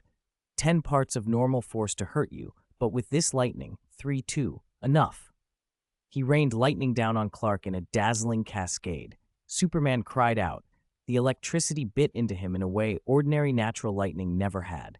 Black Adam seized the moment and slammed Clark into the floor, a spiderweb of cracks fanning out. He pummeled him mercilessly, fists like hammer blows, and Clark went from bloody to barely conscious as blows kept coming. Batman, returning at speed, was slapped back into a row of toppled pillars. Even the expensive Promethean alloy of the Fenrir armor pitted and charred, systems smoked and components splintered. Black Adam hovered over the wreckage, clenching his fists. He looked down at the battered son of Krypton and the scattered League with the hauteur of a god. I don't care how you dress yourselves up as vigilantes elsewhere, he said, voice cold and dangerous. Kondak is off-limits to the Justice League. My mercy extends only once. Off-limits to the Justice League? I'm not even a permanent member. Does that include me too? Someone called from the horizon, thunder rumbling with the words. Chapter 157, Redemption and the Word of Transformation. In the small African nation of Yasir, a solemn church filled with devout worshippers hummed with prayer. A tall young man in a blue and white cape and battle suit knelt before the priest, his hands clasped in earnest supplication. A stylized Z gleamed on his chest. When he rose, his expression was calm and resolute, almost angelic, as if he had descended to the mortal world with a mission. "Father, I am ready to leave." The old priest, bald, white-haired, thin, smiled kindly, his eyes crinkling. "Go, Jared. Look at this small country that once rejected all faiths. Because of your work, people can now choose freely, basking in the Lord's grace." "You're living proof of the Lord's existence," Jared said. "At this moment, several countries in the Middle East are engulfed in war, and the Justice League cannot reach them. They're waiting for you. You are more powerful than anyone else on Earth. You represent the Lord, like your name, redemption. Bring his redemption wherever you go and spread his gospel." "I will, Father." Jared nodded, turned, and strode past 2 rows of congregants bowed in prayer. His cape caught the wind. He shot into the sky, pierced the atmosphere, and became a streak of light on the horizon, headed for the Middle East. Clouds boiled and thunder rolled above Kondak. Black Adam's attention snapped upward just in time to see a purple, lightning-wreathed figure tear through the storm, a meteor of power descending toward the city. The glow had a familiar cast. "Overman?" he muttered. From the hue and the way lightning clung to the newcomer, Black Adam recognized him. David. The last of them has come. Diana's eyes lit up. Black Adam's face remained impassive at first, but as he launched himself skyward, he intended to strike David down with force, to prove even the League's strongest could not match him. Clark, lying at the bottom of a great pit, opened slightly swollen eyes and stared up at the thunder-wreathed newcomer. When had David learned to command lightning? Then again, it was hardly the first time David had revealed a new ability. The people of Kondak all looked skyward. From the direction of the old royal palace, the clouds and the thunder suggested titanic combat. "It's the Justice League," someone shouted. "Overman? Is he here to take on Hero Adam?" Rumors had spread after Black Adam seized Kondak that he was the ancient Hero Adam, the man who 1,000 years ago had freed people from a tyrant and died a martyr's death, the supposed prototype for the giant statue in the capital. People had hoped the legend would bring prosperity and stability. Instead, Black Adam had declared war on neighboring nations to reclaim lost land, and many citizens were torn. Some longed for strength and dignity, others, exhausted by war, only wanted peace. Black Adam surged upward, intent on striking. David met him from above. A crushing gravity bore down on Adam like a mountain, slowing his flight. Striking lightning converged around David, who, channeling thunder, unleashed a spear of jagged light that slammed into Black Adam. Smoke belched from him as he fell like a falling aircraft, crashing to the earth and gouging a huge crater. "Wizard!" Black Adam spat, eyes wild. Lightning crackled from his palms and lanced toward David. That lightning carried a scent of kinship, the same origin as Black Adam's own power. "You're the Wizard's new champion." 1,000 years of rage had hardened Black Adam into a living maelstrom. He lunged at David with a terrifying, bull-like charge, swinging to crush his opponent's skull and vent a lifetime of resentment. David parried easily, his posture unshaken, then countered with a single backhand that struck Adam's chest like a hammer. Black Adam's eyes bulged. Hot blood rose in his throat. The impact sent him roaring back to Earth, shattering the ground and blasting fragments into the sky. "A few days ago, I saw reports about you," David said, descending with a calm that only amplified his menace. "I didn't intend to interfere so long as you didn't indiscriminately destroy the world, but I've accepted this power, and I have a duty to act." He glanced toward Clark, who was crawling out of the pit with blood on his face, then fixed his gaze back on Black Adam. "And you've been far too arrogant." Pain and fury contorted Black Adam's face. A bolt of lightning struck him, knitting his wounds in an instant. He shot forward like a cannonball and smashed a fist into David's jaw. "Did the Wizard tell you to reseal me before he died? You think you can." Green Lantern and Arthur, both badly wounded, exchanged bewildered looks. The Wizard? Diana's eyes narrowed. She also felt something godlike in David, and the mountainous thunder carried a strange old familiarity, like war god thunder, pure and relentless. The two gods clashed above the city. Black Adam's attacks were desperate, raw, and flawed compared to his earlier cold confidence. David's blows were cleaner, faster, and each strike forced Adam back. The sky flashed and cracked with lightning so bright and close it made the whole city flinch. Debris rained from the clouds. The League could have been buried under that storm had Overman not shown up. David's thunder-laced fist hit Black Adam's chest again and again. The Charmade hero skidded backward across the blanket of overcast sky, blood spilling from his mouth. Fear flickered in his eyes, the first such expression in the fight. David was almost twice as strong. Even with his lightning healing advantage, Black Adam had no clear path to victory. Before the Six Gods' power had found him, Teth Adam had been a whipped slave. That power had made him the greatest mortal and the source of his pride. Seeing another man wield it so effortlessly and stronger cut him to the core. But after the fear came fury. He would not be a victim again. He would not cower. "You cannot defeat me, Overman." Streams of healing lightning ran over Black Adam's body, knitting flesh and bone as he fought back with renewed ferocity.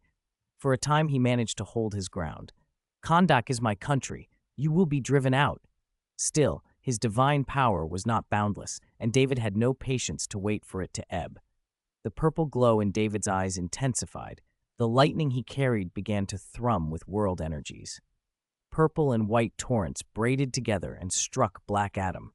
His armored battlesuit scorched and fell away, revealing a muscular, charred chest. Flesh smoked and blood spit from his mouth.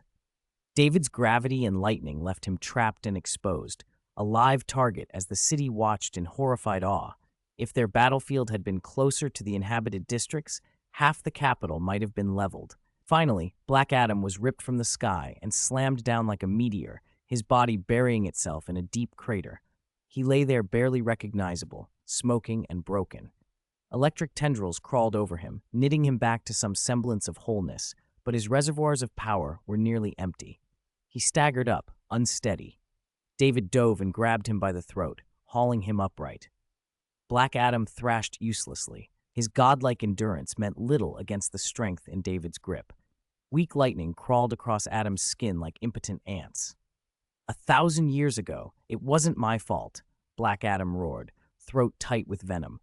"The wizard never told me my emotions would make my power spiral out of control." David's expression didn't change. He met Black Adam's fury with cold resolve. "What you did 1,000 years ago doesn't change anything for me." He acknowledged the devastation, the near destruction of Kondak's capital, the countless lives lost, and admitted it could be seen as accidental. "I'm not here to avenge the past. I won't kill you, but I won't let you menace the world again." "You can't seal me," Black Adam spat. "You don't know the magic." David's voice was even. "I don't know that kind of binding, but I can strip you of your power, and I'll use another way to keep you from returning." Black Adam's face contorted with disbelief and fury. The thought of being robbed of his power, the very thing that had elevated him from whipping posts to kingship, burned him. His hatred flared. He raged against the notion of being rendered powerless or locked away. It wasn't death he feared so much as the idea of being sealed into silence and darkness for another 1,000 years. "You'll have to kill me to stop me," he bellowed. "My wife and children were killed by the tyrant's soldiers. I woke 1,000 years later, and everything I knew was gone. Do you think I fear death?" David studied him for a moment. "I don't intend to kill you, but I will prevent you from coming back." "How?" Black Adam demanded. "Even the wizard couldn't take my power away." David's reply was simple and blunt. "Do you remember your transformation word?" Black Adam laughed, incredulous. "You think I'm so stupid I'd say that word myself?" He spat the word that gave him and Shazam, the Six Gods' power. One shout transformed them into gods, another returned them to mortality. It was their strength and their fatal weakness. "You will say it," David said. He looked at Diana. Diana flicked her eyes to her waist, understood instantly, and drew the lasso of truth. She hurled it to David, who wrapped it around Black Adam. The lasso glowed and tightened, its enchantment carrying current. Pain lanced through the fallen god. He fell to his knees, helpless. David released his grip on Adam and held the lasso between them. His voice was quiet, but it carried like iron. "Black Adam, what is your transformation word?" For a moment, Black Adam's scowl hardened. He began to speak. Then something in his manner changed. His mouth moved against his will. "Shah! No!" he gasped, eyes widening in horror as the syllables crawled out of him. He could not control his own voice. The fatal word hung over them like a blade. How could this be? Shazam! Under the compulsion of the lasso of truth, Black Adam had no choice. He blurted the word, and lightning cracked down from the sky. Where the powerful figure had stood now crouched a gaunt, withered man in rough Kondak linen. An old slave, exhausted, collapsed on the stone. The lasso had always been a headache for Shazam and Black Adam, forced them to speak their word, and the magic reverted them to their mortal forms. Diana stared. He was just a Kondak slave 1,000 years ago. His powers come from a pact with the gods. He needs a special word to change. David filled in the rest. Diana hadn't known the lasso had finally held Black Adam. She'd been trying to use the God-Killer sword to cut him down. But the mortal's iron will made Black Adam unusually resistant to telepathic intrusion and mental control. The lasso alone often wasn't enough to topple him. If he could speak the word, he could just become godlike again. Black Adam was struggling even to form the syllables. Shah! David stepped forward and released a controlled impact wave. There was a sickening, muffled sound as Black Adam clutched his throat and spat a mouthful of dark blood. He tried to speak and could only rasp. Then realization and panic flooded his eyes. He had been made mute. In any case, David said slowly, you didn't plan to kill Clark and the others. I'm not going to kill you today. I won't turn you into a vegetable either. Clark looked at the wounded man on the ground and nodded. Containment and imprisonment were going to be nightmarish. Ordinary jails weren't made for someone who could shrug off shackles and explode back into godhood with a single careless slip. With his voice gone, Black Adam couldn't speak the word. The immediate danger of him returning to power had been removed, at least for now. Hal Jordan used Green Lantern energy to splint his broken arm and hobbled over, supporting Barry, who still winced from several broken ribs. Black Adam had pressed them hard, stronger than anyone had expected, and none of them had dared relax until he fell. Victor, Cyborg, steadied Arthur. Even the King of the Seas had been badly tested by Black Adam's brute force. The Fenrir armor clicked as Batman finished makeshift repairs. The suit was moving again, but bathed in a cloud of dust and exhaustion. Batman let out a long breath. Thanks to you. If it weren't for you, the Justice League's first outing might have ended in a humiliating retreat. That would have set us back, made the public lose faith. Several others glanced at David with gratitude. He had saved them from what might have been a disaster. A sudden gust cut across the clearing. Someone tore through the sky, blue, impossibly fast, cape snapping in the wind. He hit the landing with the kind of presence that made you feel he could pick up mountains. Tall, muscular, eyes steady with belief and conviction. Where is Black Adam? Did I arrive too late? He asked, scanning the scene. When his gaze fell on the linen-clad man and the traces of power lingering in the air, he frowned. You defeated Black Adam? He cocked a brow, surprised. Who are you? Hal bristled at the implication that they'd been bested by Black Adam. Jared, because that was who it was, seemed a little thrown off, like a warrior who had lost his point of focus. He glanced at the fallen man, then around at the heroes. Since Black Adam has been dealt with, the wars between nations should calm, Jarod said solemnly. Thank you, all of you, for bringing peace to those made by the Lord here. With that, he raised a fist, turned, and vanished into the sky as suddenly as he'd come. He was already planning to return to his priest to report and receive further instruction. The man had been sent, in his mind, to guide lost sheep. Diana and Arthur exchanged looks. Diana had been raised among gods and warriors. She did not dismiss the sight of mortals who could rival the divine. Arthur tilted his head. Could he have made a contract with the gods, too? David watched his departure, surprised by the speed, faster than Clark was moving at the moment. With the Shazam force in him, David could read velocities with his eyes alone, without relying on gravitational perception. There were other people on Earth with powers this strong. Superpowered humans were rare, but they existed.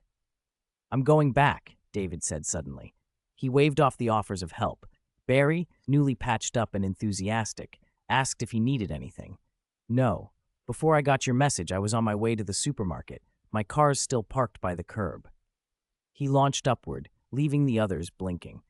They had just survived a near catastrophe, yet David behaved like a man finishing errands between calls.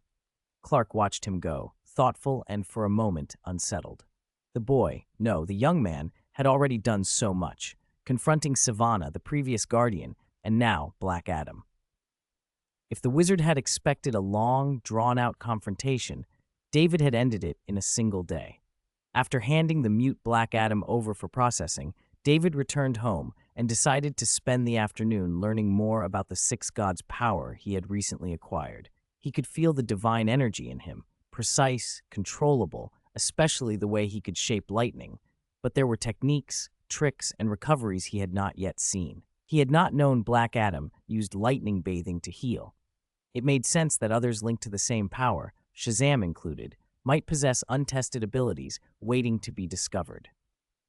On a private island between Gotham and Metropolis, one of the Wayne family's assets had been turned into a headquarters, the Justice Hall. The Great Hall was austere and noble, a round white stone table with no head. Batman took his seat, the chair carved with the bat emblem. One chair bore a mysterious purple figure sculpted into its back. David tested it experimentally and found it stiff and plain under his hand. "It's just an oak chair," David said. Barry and the others tried to joke, but the mood was businesslike. Flash spread his hands. "Rooms at the base are set up for you. Relaxation, entertainment, all that. But when we're at this table, we're meant to focus, not lounge." Victor filled in where everyone else had been. Superman is in Metropolis, stopping the forced demolition of a slum. Wonder Woman rushed to Detroit after a natural history museum was robbed. Green Lantern is helping Aquaman track a maritime human trafficking ring. Batman turned to Cyborg. "What did you find on the blue suit guy?" Victor projected files into the air. A battle suit of blue and white, a flowing cape, a Z-like symbol on the chest, brown hair, a determined face. His name, Jared Joseph. Background: born into a devout family on an island off Britain's coast.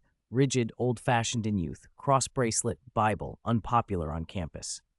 Then after his 24th year, abilities manifested: super strength, super speed, energy projection, a hardened body, and gravity manipulation.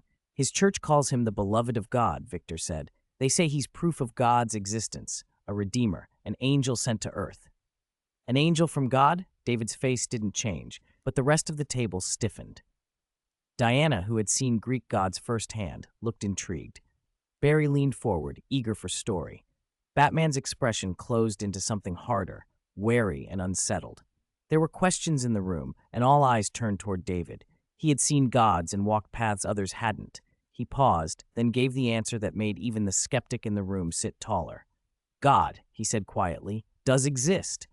"God, does God really exist?" They all stared, astonished. Flash glanced up furtively, stammered, and made a half-joking prayer gesture. Batman frowned, uncertain whether he was doubting David's words or questioning something else. David's face was calm. He spoke plainly.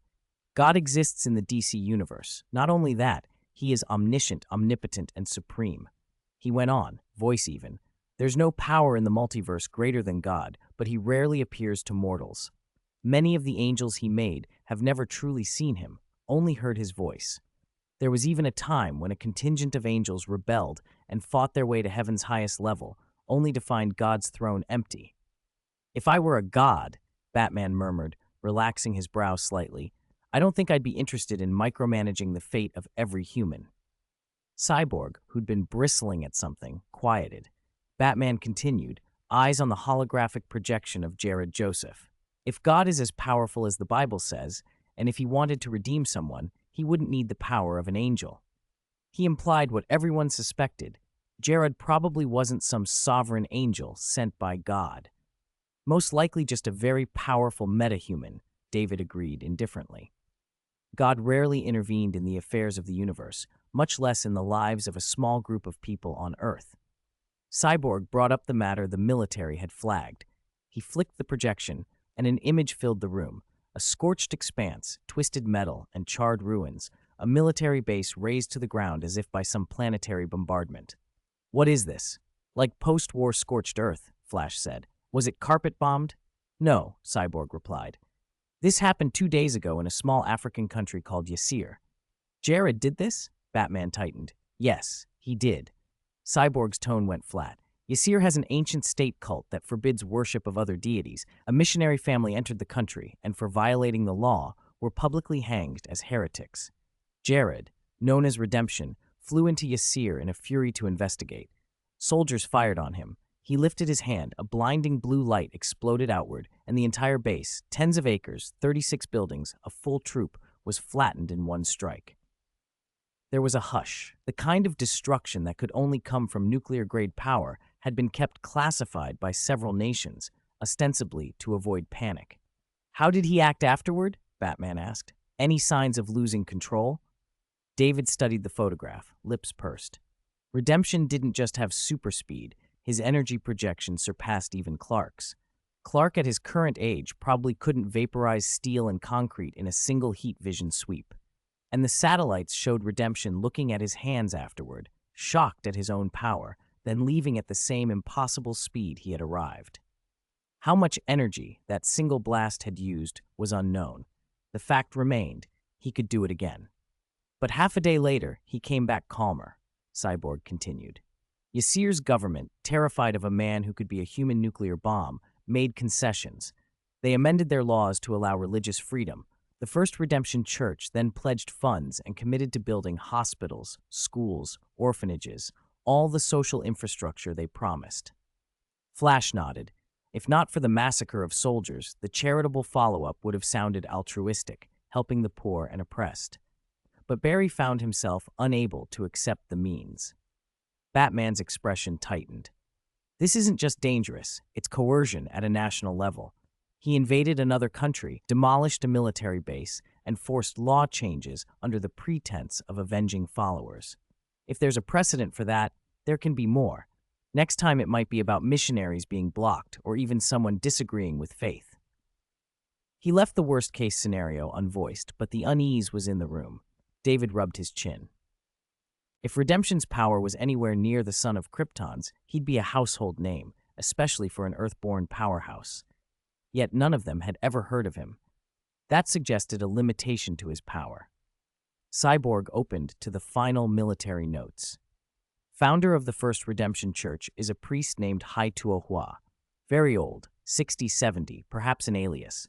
Whenever Redemption goes to a place where belief is suppressed to rescue followers, he uses the internet to rally the church's believers to pray for him. He says their faith can be transformed into Redemption's power. Faith turning into power? The point landed instantly. Is that his limitation? Without believers' faith, he loses power? David raised an eyebrow. After witnessing Jared's devastation, power close to Clark's, yet having never seen his name in prior records, he was interested. Not good, he said. Batman suddenly stiffened, face darkening. He pulled up more data and highlighted connections. Redemption had been active in other countries recently, helping believers. Recruitment for the First Redemption Church had surged. Faith is power, David said slowly. More belief in redemption means more of his strength. And there was another angle Batman couldn't ignore. He turned to the window, looking out toward the sea. Persecution, then a spectacular intervention to defend religious freedom. What perfect propaganda. With enough money and coordination, public opinion is a toy. If the church shapes the narrative worldwide, his power would grow. Cyborg ran a quick check of international headlines and relaxed a little. For now, coverage is still dominated by us. The League had just put an end to a war in the Middle East. The global press was focused on that. Online, however, the debates had already begun. Are the League's actions appropriate? Should nations curb superhero authority? Who could be trusted to wield such power? And obsession had centered on two figures, Overman and Superman, especially Overman. People were enamored with Overman's strength. He was the thread that made millions feel safe. That doesn't mean redemption won't grow, Batman said. He and Flash checked social feeds. David's intervention had grabbed headlines, but Redemption's influence was still localized. Right now, it's only parts of Britain and a few small countries that champion him. Imagine if the whole world knew. What would his power look like then? Cyborg's answer was a cold, certain shake of the head. Even he couldn't silence all information everywhere. Blocking the internet globally would only push the League into the spotlight and invite more scrutiny. We don't have grounds for anything drastic yet, he said. We'll wait until he acts in a way that threatens the world. David rose to leave the League's base. Aren't you afraid his power will grow to the point none of us can handle? Batman asked him quietly. David paused, smiled faintly. Perhaps, but I believe people have limits. He thought of Gladiator, the Marvel figure whose strength rose with his self-confidence. Redemption can't convert faith into power without bounds. If he could, given the current conversion rate, he could conquer planets and even cow cosmic entities into worship. That doesn't make sense. Cyborg liked the logic. Flash had trouble picturing a monstrous being like Kalibak on its knees holding a crucifix, but he kept the thought to himself. Cyborg, look into Hai-Tua-Hua. That priest might be the key, David said before he left. Batman didn't relent. Even at his present level, he's a terrible potential threat. The room went quiet with that reminder. With his super hearing sweeping Metropolis, Clark heard the call-out before he saw the commotion. A bank robbery in progress. Police cars were parked in a defensive line, officers taking cover behind hoods and doors, guns trained inward. When they saw Superman descend and step through the bank's shattered doors, the crowd outside cheered like worshippers. "Good afternoon, everyone. I hope the bright sunshine hasn't put you off work," Clark said with a small grin as he advanced. He expected an ordinary robbery, one he'd handled dozens of times. "You finally came." A low laugh came from deeper inside the bank, and the voice was calm, like someone who'd been expecting an arrival for a long time. "Superman, I've been waiting for you." 160, Hell on Earth, Metropolis, 4K4, Metropolis United Bank. A man in a red and black trench coat lounged on a waiting sofa as if he were in a train station, not a robbery in progress. An antique yellow mask covered his face. His fingers tapped a casual rhythm. There were no weapons in his hands, yet he had the place under his control. He didn't need guns. The security guards, tellers, and customers huddled together across the lobby like quail, paralyzed by a fear that stole any thought of resistance. "Superman," someone outside shouted. "You're finally here, Superman." The man's mouth curved into a smile. He smoothed his coat and stood, his voice carrying through the bank. "I've been waiting. The people of Metropolis say don't commit obvious crimes, make people scream and Superman will turn up and throw you in jail. There's more truth in that than people expect." He clapped once, as if genuinely impressed. "Who are you?" Clark Kent dropped in, checking the hostages first and making sure no one was hurt. Then he fixed his eyes on the man. Chaos had been manufactured to draw him out before. He'd learned from that. He glanced at the Green Lantern ring on his hand. "If this is meteorite-related, I won't be as blindsided as last time. Call me Psionic Pirate." The man smiled behind the mask. Clark frowned. The name meant nothing to him. Psionic Pirate waved it off. "You haven't heard of me. No matter. For now, I'm a nobody. Of course, I can't compare to you. You're Superman, the world's Superman." The mask glowed with an orange-yellow haze. The man stroked his chin and regarded Clark with a teasing look. "I'm sorry, Clark Kent. Such an ordinary name. A little unglamorous, isn't it?" Clark's face tightened. Hearing his own name from a stranger made his stomach drop. If anyone learned his secret identity, if the military or the world dug up Clark Kent, the life of the people close to him would be torn apart. He watched the bank around him, his hands curling into fists. Nobody else heard that. Psionic Pirate tapped his temple. "I'm speaking to you through this." He sounded almost disappointed. Raised on a farm in a small town? Even less super. A nerd who liked the pretty cheerleader? How cliché. Clark stepped back. The man was rifling through his memories, and Clark had no clear defense against psychic intrusion. He could move mountains and survive in space, but telepathy was a vulnerability. He glanced at his ring. Lantern ring. He activated it. A green battlesuit bloomed around him, a shimmering shell of protective light.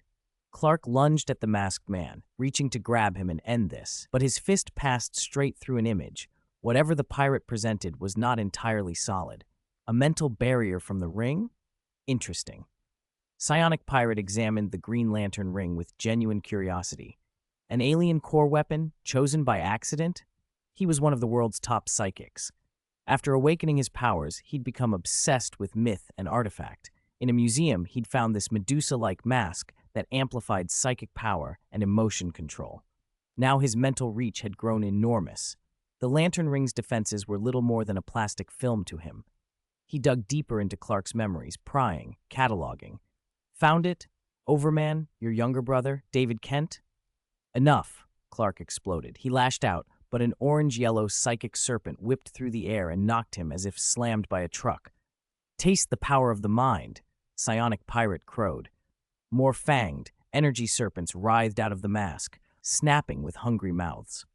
Clark dodged some and seized two with massive hands, feeling raw, surging psychic strength twist and strain against him. The floor cracked under the force of their struggle. You're stronger than I imagined, Superman. Psionic Pirate's face registered real surprise, veins standing out. He had pushed his power to the limit and still couldn't crush this man. When I put on this legendary mask, my abilities exploded, but even so, I couldn't defeat you straight on. He smiled with something like sad amusement. But you don't need to be smashed with brute force.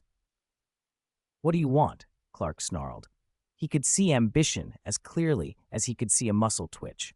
Psionic Pirate heard the question and answered it theatrically. Clark lashed out with heat vision, aimed to avoid vital points, but the beam sliced right through the psychic, through the wall behind him. The man clutched his chest, blood pooling, and collapsed. Clark's eyes went wide. He'd intended to avoid fatal damage. Why had he missed? Seeing is not always believing. The pirate reappeared, floating, the mask's psychic serpents writhing. He laughed like a trickster who delighted in human minds. Clark, you still haven't learned. Don't call me that. The name stung. Clark pushed his vision to its limits. He could see cells, nerves, electrical impulses in the air, but he still couldn't land a decisive blow. His fist stirred a gale that swept the lobby and sent hostages screaming. Even they, their minds invaded, had no coherent plan of escape. Are you dumber than I thought, or does your rage cloud your reason? Psionic Pirate taunted as he rematerialized and toyed with him. He spoke of grand designs, to liberate the people of the city, freeing them of the mental cages society had built since birth. Let them act on pure feeling, release their constrained spirits. Clark didn't buy it. If everyone acted on every impulse, Metropolis would collapse into anarchy. And what did the pirate gain from it?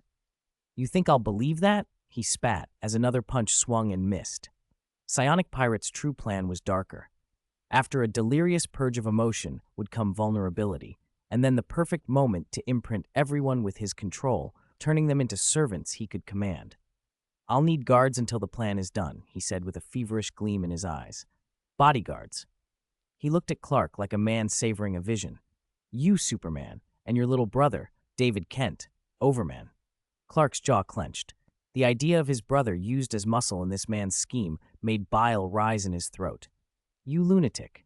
He lunged again, but Psionic Pirate pressed a finger to his temple and smiled like someone ending a game. A tidal wave of psychic power crashed into Clark. His spirit lurching, he found himself standing on a rooftop under a starless sky, bewildered. Where am I? What was I doing? He let the cool night wind play across his face and told himself he had been planning to stand there a while to enjoy the breeze. He stopped thinking. For a moment, he let the breeze take his attention. Through the bank's glass, Clark, who had been apparently grappling with an invisible foe, went still, eyes closed. The police looked on, puzzled. A shock of psychic power rolled outward from the bank, sweeping across blocks and continuing to spread. The first step of the new world has begun, Psionic Pirate declared. In the streets, the wave ripped open the long-suppressed seams of people's psyches. Wherever it hit, restraint disintegrated and raw impulse burst free. A veteran officer turned his gun on his partner. Another shoved his captain into a wheelchair and claimed revenge. I don't want to be a cop anymore, one shouted, abandoning years of duty. Lust, rage, greed, revenge, every petty grievance and dangerous fantasy leapt to the surface. Within minutes, the city was a riot of looting, arson, fights, and gunfire. Men who had simply resented their bosses for years grabbed rifles and drove toward offices to settle imagined scores. Families tore into each other, streets filled with smashing, screaming, burning. Surveillance cameras fed images of a city stepping into madness. Metropolis is under an unknown attack, someone radioed. In the Justice League hall, Cyborg leapt from his seat, projecting live feeds of Metropolis across the room. The scenes were hell. Flash stared at the screens, stunned. This can't be real. What's wrong with everyone? If there's a god, then has some devil descended on the world? Batman's face set hard, disbelief and calculation in his eyes. Far from the city, David, Overman, was on his family farm, finishing a stack of firewood. He'd split the last block and straightened, axe in hand, when a wall of distant smoke lit the sky. Plumes of black rolled from the city. Steel had melted into molten rivers. The fires painted half the horizon. "This is—" David's voice cut off. His senses flared. He reached out with his gravity perception and took in the chaos. People in Metropolis were turning on each other.